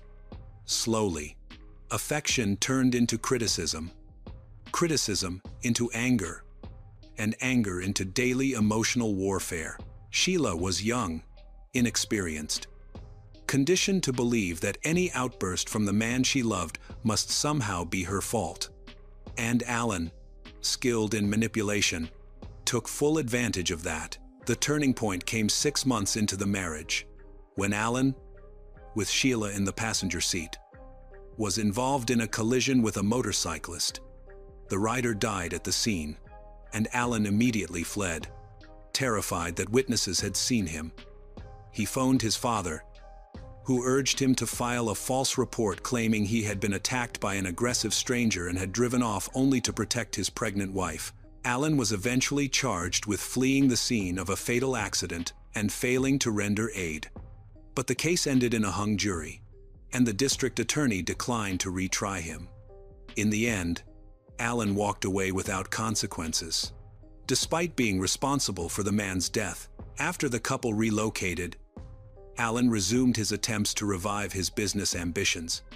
During that time, Sheila's sister visited and was alarmed by her appearance. Sheila was pregnant, but she looked shockingly frail, like the starving children often shown in charity campaigns of the 1,980 seconds. Sheila later admitted to her parents how grim things had become. Yet, despite everything, She had no intention of leaving her husband. Financial dependence kept her trapped. Alan was launching a new business selling electrical muscle stimulators. To secure support, he persuaded relatives to move with them to Honolulu. But in July 1985, the enterprise collapsed. Alan continued advertising the devices, but authorities arrested him and seized his inventory because he lacked the required permits and the machines failed certification. The incident erupted into a public scandal. After the business failed, Alan took Sheila back to California. There, Sheila confided more openly in her sister about what life in Honolulu had been like. Alan frequently insulted her, accused her of affairs, flaunted his own infidelities. He would bring other women into their home and have loud, intimate encounters within earshot of his wife and daughters. Sheila endured it all because she felt financially paralyzed. She had no savings, no support system, and had been isolated from her family. Back in the mainland United States, Alan again managed to attract investors for another business venture, once more involving muscle stimulation devices, this time medically approved. It was during this period that his cruelty escalated. Sheila's sister noticed that Sheila looked older, exhausted, and physically unwell. But alongside this decline came a flicker of resolve. For the first time, Sheila expressed a desire to leave him. A notion sparked after Alan tried to drown her by forcing her head into a toilet and flushing repeatedly. In September 1987, another attack occurred. Alan beat her with a belt before bed, then struck her repeatedly with his fists. Finally, Sheila called the police. Police arrested Alan, but the consequences were minimal, a fine rather than jail time. Sheila seized the chance to flee. She gathered her daughters and ran to the home of Janda, the family's former nanny. Unfortunately, Alan anticipated her escape and intercepted her there. While Janda hurried the children inside, Alan began beating Sheila. A neighbor witnessed the assault and rushed over, managing to drive Alan off. Furious, Alan climbed into Sheila's car, ran over the neighbor, smashed through a gate, then escaped in his own vehicle. He was arrested a few hours later. Miraculously, the neighbor survived with minor injuries. Alan received a $425 fine and 18 months of probation. Following Alan's arrest, Sheila fled with her daughters to Oregon to stay with her sister Carrie. She hid there for several weeks before realizing she could not live indefinitely in secrecy. She needed to face the legal process if she hoped to protect her children permanently. In October 1987, she wrote a detailed, 100-page account documenting years of Alan's abuse. By September 1988, the divorce was finalized in Sheila's favor. She received custody of their daughters, a vehicle, and $1,250 a month in child support. Later, Alan persuaded her to move to San Antonio, promising to buy her a home so she could live closer to the girls. Sheila eventually agreed, a decision she soon realized was a devastating mistake. Once she moved, Alan immediately began manipulating the children against their mother, and child support payments were routinely delayed. Sheila knew Alan had the financial means to pay. He simply chose not to. She had to take him to court for nearly every payment. Alan, obsessed with retaliation, studied family law constantly, searching for loopholes to use against her. He eventually succeeded in reducing the child support amount to $350 in a hearing Sheila hadn't even been notified of. That reduction forced her into further litigation. After additional hearings, the original support amount was reinstated, but each payment remained a battle, a deliberate torment Alan never stopped inflicting. Frustrated and desperate to receive compensation for the years of abuse she had endured, Sheila went back to court demanding her share of Alan's assets. But Alan was exceptionally skilled at hiding his money. Instead of the roughly $250,000 she was entitled to, Sheila received only about $22,000. Despite everything she had suffered, Sheila was determined to rebuild her life and create stability for her children. In August 1992, she met a gentle, soft-spoken man named Jamie Belush. Their relationship blossomed quickly. The two were married in June 1993. Jamie was a devout Christian, a former Marine, and an employee at a pharmaceutical company. Life finally seemed to be turning in Sheila's favor, but Alan was far from finished. He continued to look for new ways to torment his ex-wife. The day before Sheila and Jamie's wedding rehearsal dinner, Alan picked up the girls for a routine visit. Instead of returning them, he sent a bailiff to serve Sheila with yet another lawsuit, this time demanding expanded custody. Sheila and Jamie married the next day, but their honeymoon was overshadowed by the legal hearing that followed. As the girls grew older, around 8 or 9, Sheila began hearing troubling things from them. Her daughter, Stevie, eventually confided that Alan had touched her inappropriately. Sheila used this revelation as leverage. When Alan attempted to file another custody-related lawsuit, she informed him she was prepared to report him for molesting their daughter. Stevie's statement was formally recorded, but Sheila refused to make her daughter face the trauma again in court. The threat alone was enough. Alan backed down. From then on, all communication between them went strictly through attorneys. The children no longer wished to visit Alan, and meanwhile, Sheila began building a new life with Jamie. He wanted children of his own, but Sheila struggled to conceive. They turned to IVF, and in December 1995, Sheila gave birth to quadruplets, 3 boys and 1 girl. For a moment, the chaos of the past seemed finally behind her, yet danger continued to haunt her. When Sheila was 7 months pregnant, her sister Carrie came to visit. Just days earlier, the O.J. Simpson verdict had been announced. Hearing that Simpson had been acquitted of murdering his ex-wife terrified Sheila. She told Carrie she feared that if Simpson could get away with it, then Alan, who had spent years threatening, stalking, and tormenting her, might convince himself he could kill her too. Carrie tried to reassure her, but Sheila remained shaken. She even asked her sister to care for her children if anything ever happened to her, and to contact a woman named Enrule to share what she feared. By June 1997, Alan had filed yet another lawsuit, angry that Stevie had stopped visiting him. Sheila was prepared. She warned him plainly that if he pursued the case, she would report his inappropriate behavior toward their daughter. Realizing she was serious, Alan abruptly withdrew the lawsuit. Shortly afterward, he announced he wanted to terminate his parental rights altogether. Even so, he continued to stalk Sheila from a distance, and she believed he never stopped plotting revenge. Alan manipulated a neighbor into spying on her, convincing the woman that Sheila's children were being mistreated. The neighbor even installed enormous floodlights that shone directly into the Belush family's bedroom every night. Sheila and Jamie complained repeatedly, but law enforcement did nothing. Eventually, the constant harassment drove them to make plans to move. One afternoon, while the nanny was watching the children, Sheila and Jamie returned home to discover that Daryl, Sheila's daughter from her first marriage, had visited her father. Despite losing all parental rights, Alan had still managed to see her. Sheila panicked, terrified he would discover where they were planning to relocate. In a moment of anger and fear, Sheila struck Daryl once with a belt.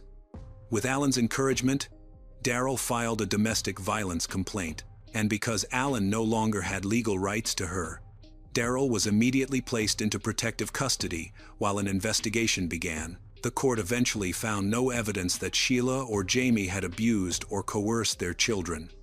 The family then quietly moved to Sarasota, Florida at night. But even there, peace was short-lived. A neighbor from Texas eventually revealed their new address to Alan. Daryl, still in state custody during the ongoing proceedings, remained a constant source of anxiety for Sheila and Jamie, who feared she might unintentionally disclose their location. The Belushes were so cautious that even their closest friends back in San Antonio were told nothing more than a post office box number. During this period, Sheila's anxiety reached its peak. Even though she had been divorced from Alan for nearly 10 years, the fear that he might someday kill her never left her. And tragically, her fear wasn't irrational. Behind the scenes, Alan Blackthorne was actively trying to track her down. He first hired a private investigator to locate her. When that didn't work, he pressured the man into surveilling every Baptist church in the region, hoping to spot Sheila among the congregations. The task was unrealistic. There were simply too many churches, and the investigator eventually abandoned the effort. Alan then returned to the one vulnerable link he still had access to: Daryl, his daughter, who was in the custody of Child Protective Services due to ongoing court proceedings.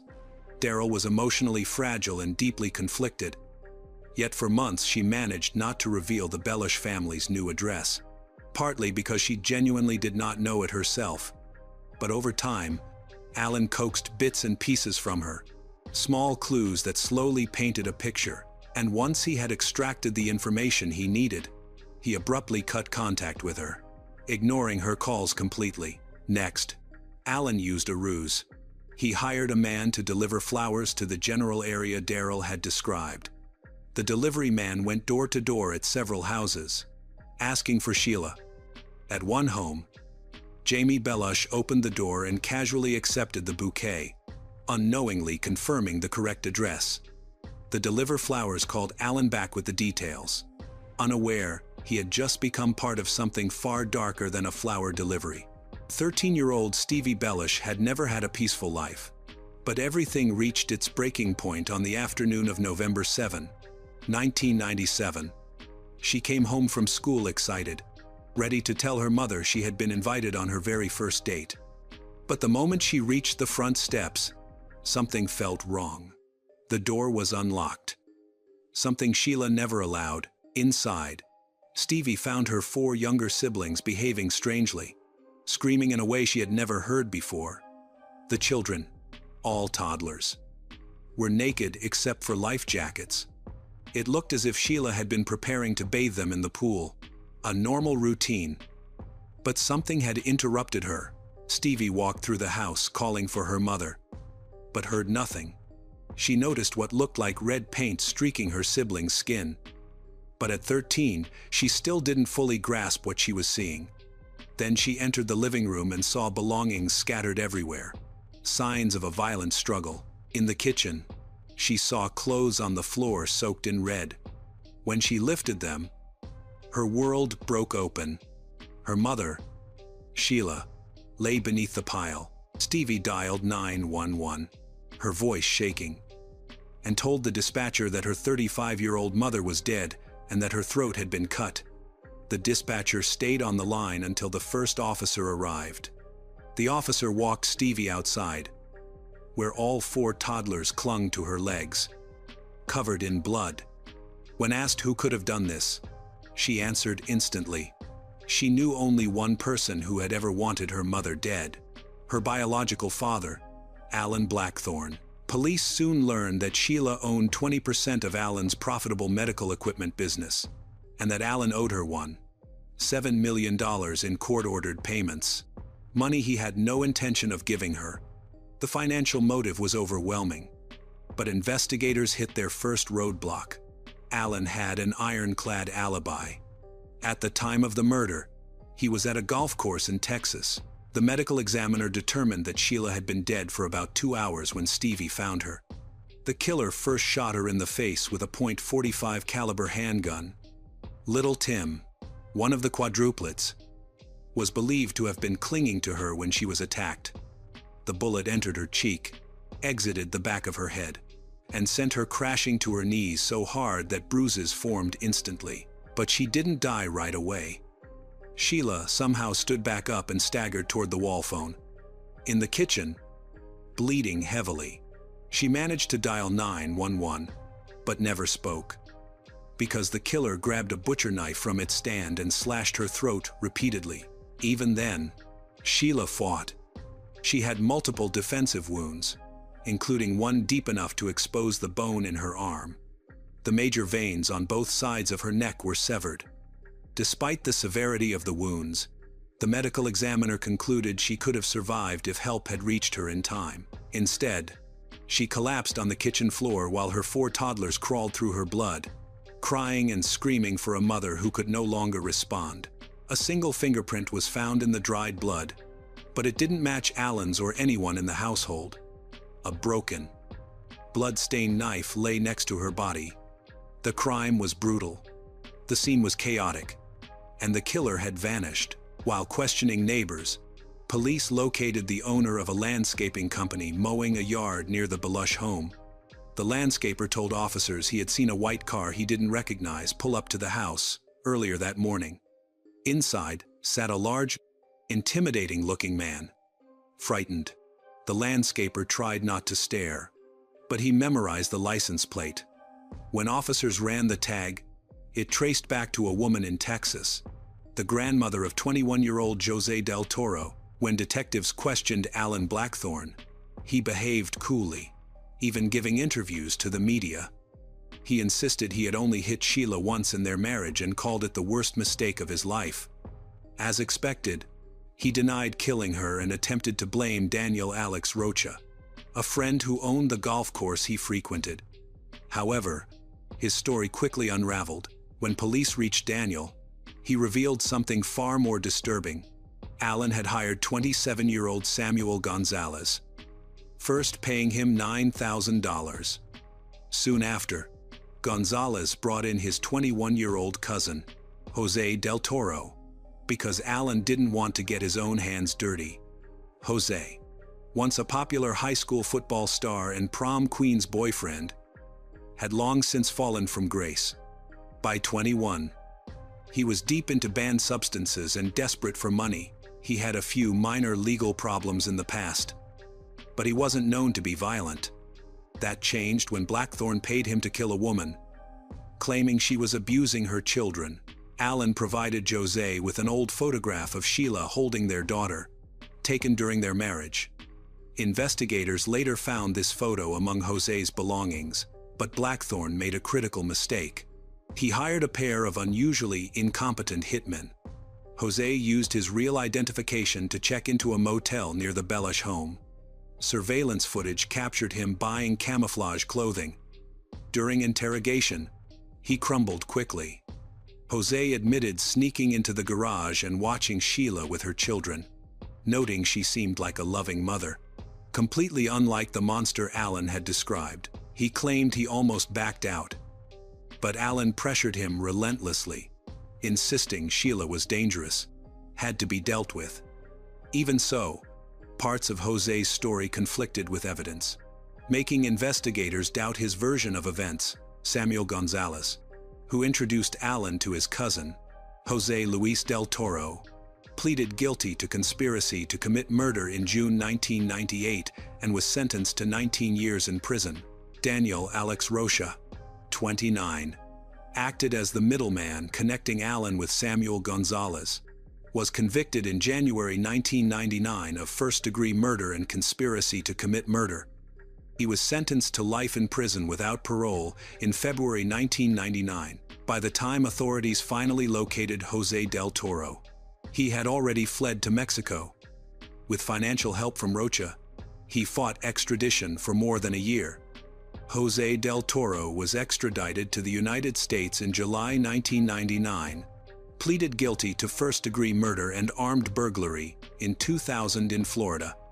Judge Paul Logan sentenced Jose to 2 consecutive life terms, the maximum sentence for both charges. At sentencing, he cried and asked Jamie Belush for forgiveness, vowing to expose everyone involved in Sheila's murder. There's one more important step left, and that's taking down the man who masterminded the entire affair, Alan Blackthorne. With relentless support from Sheila's sister and a team of attorneys, investigators spent 2 full years building the case. Witness after witness came forward describing Alan's long history of abuse toward Sheila and his previous wives. Searches uncovered alarming evidence. Alan and his new wife, Maureen, had been planning Sheila's murder for months.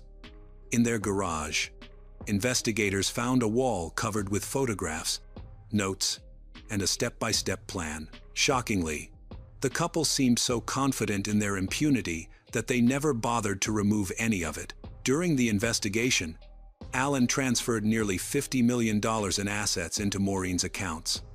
Jamie Bellish filed 2 civil suits against them, totaling $38 million, and pursued legal action against others involved in the conspiracy.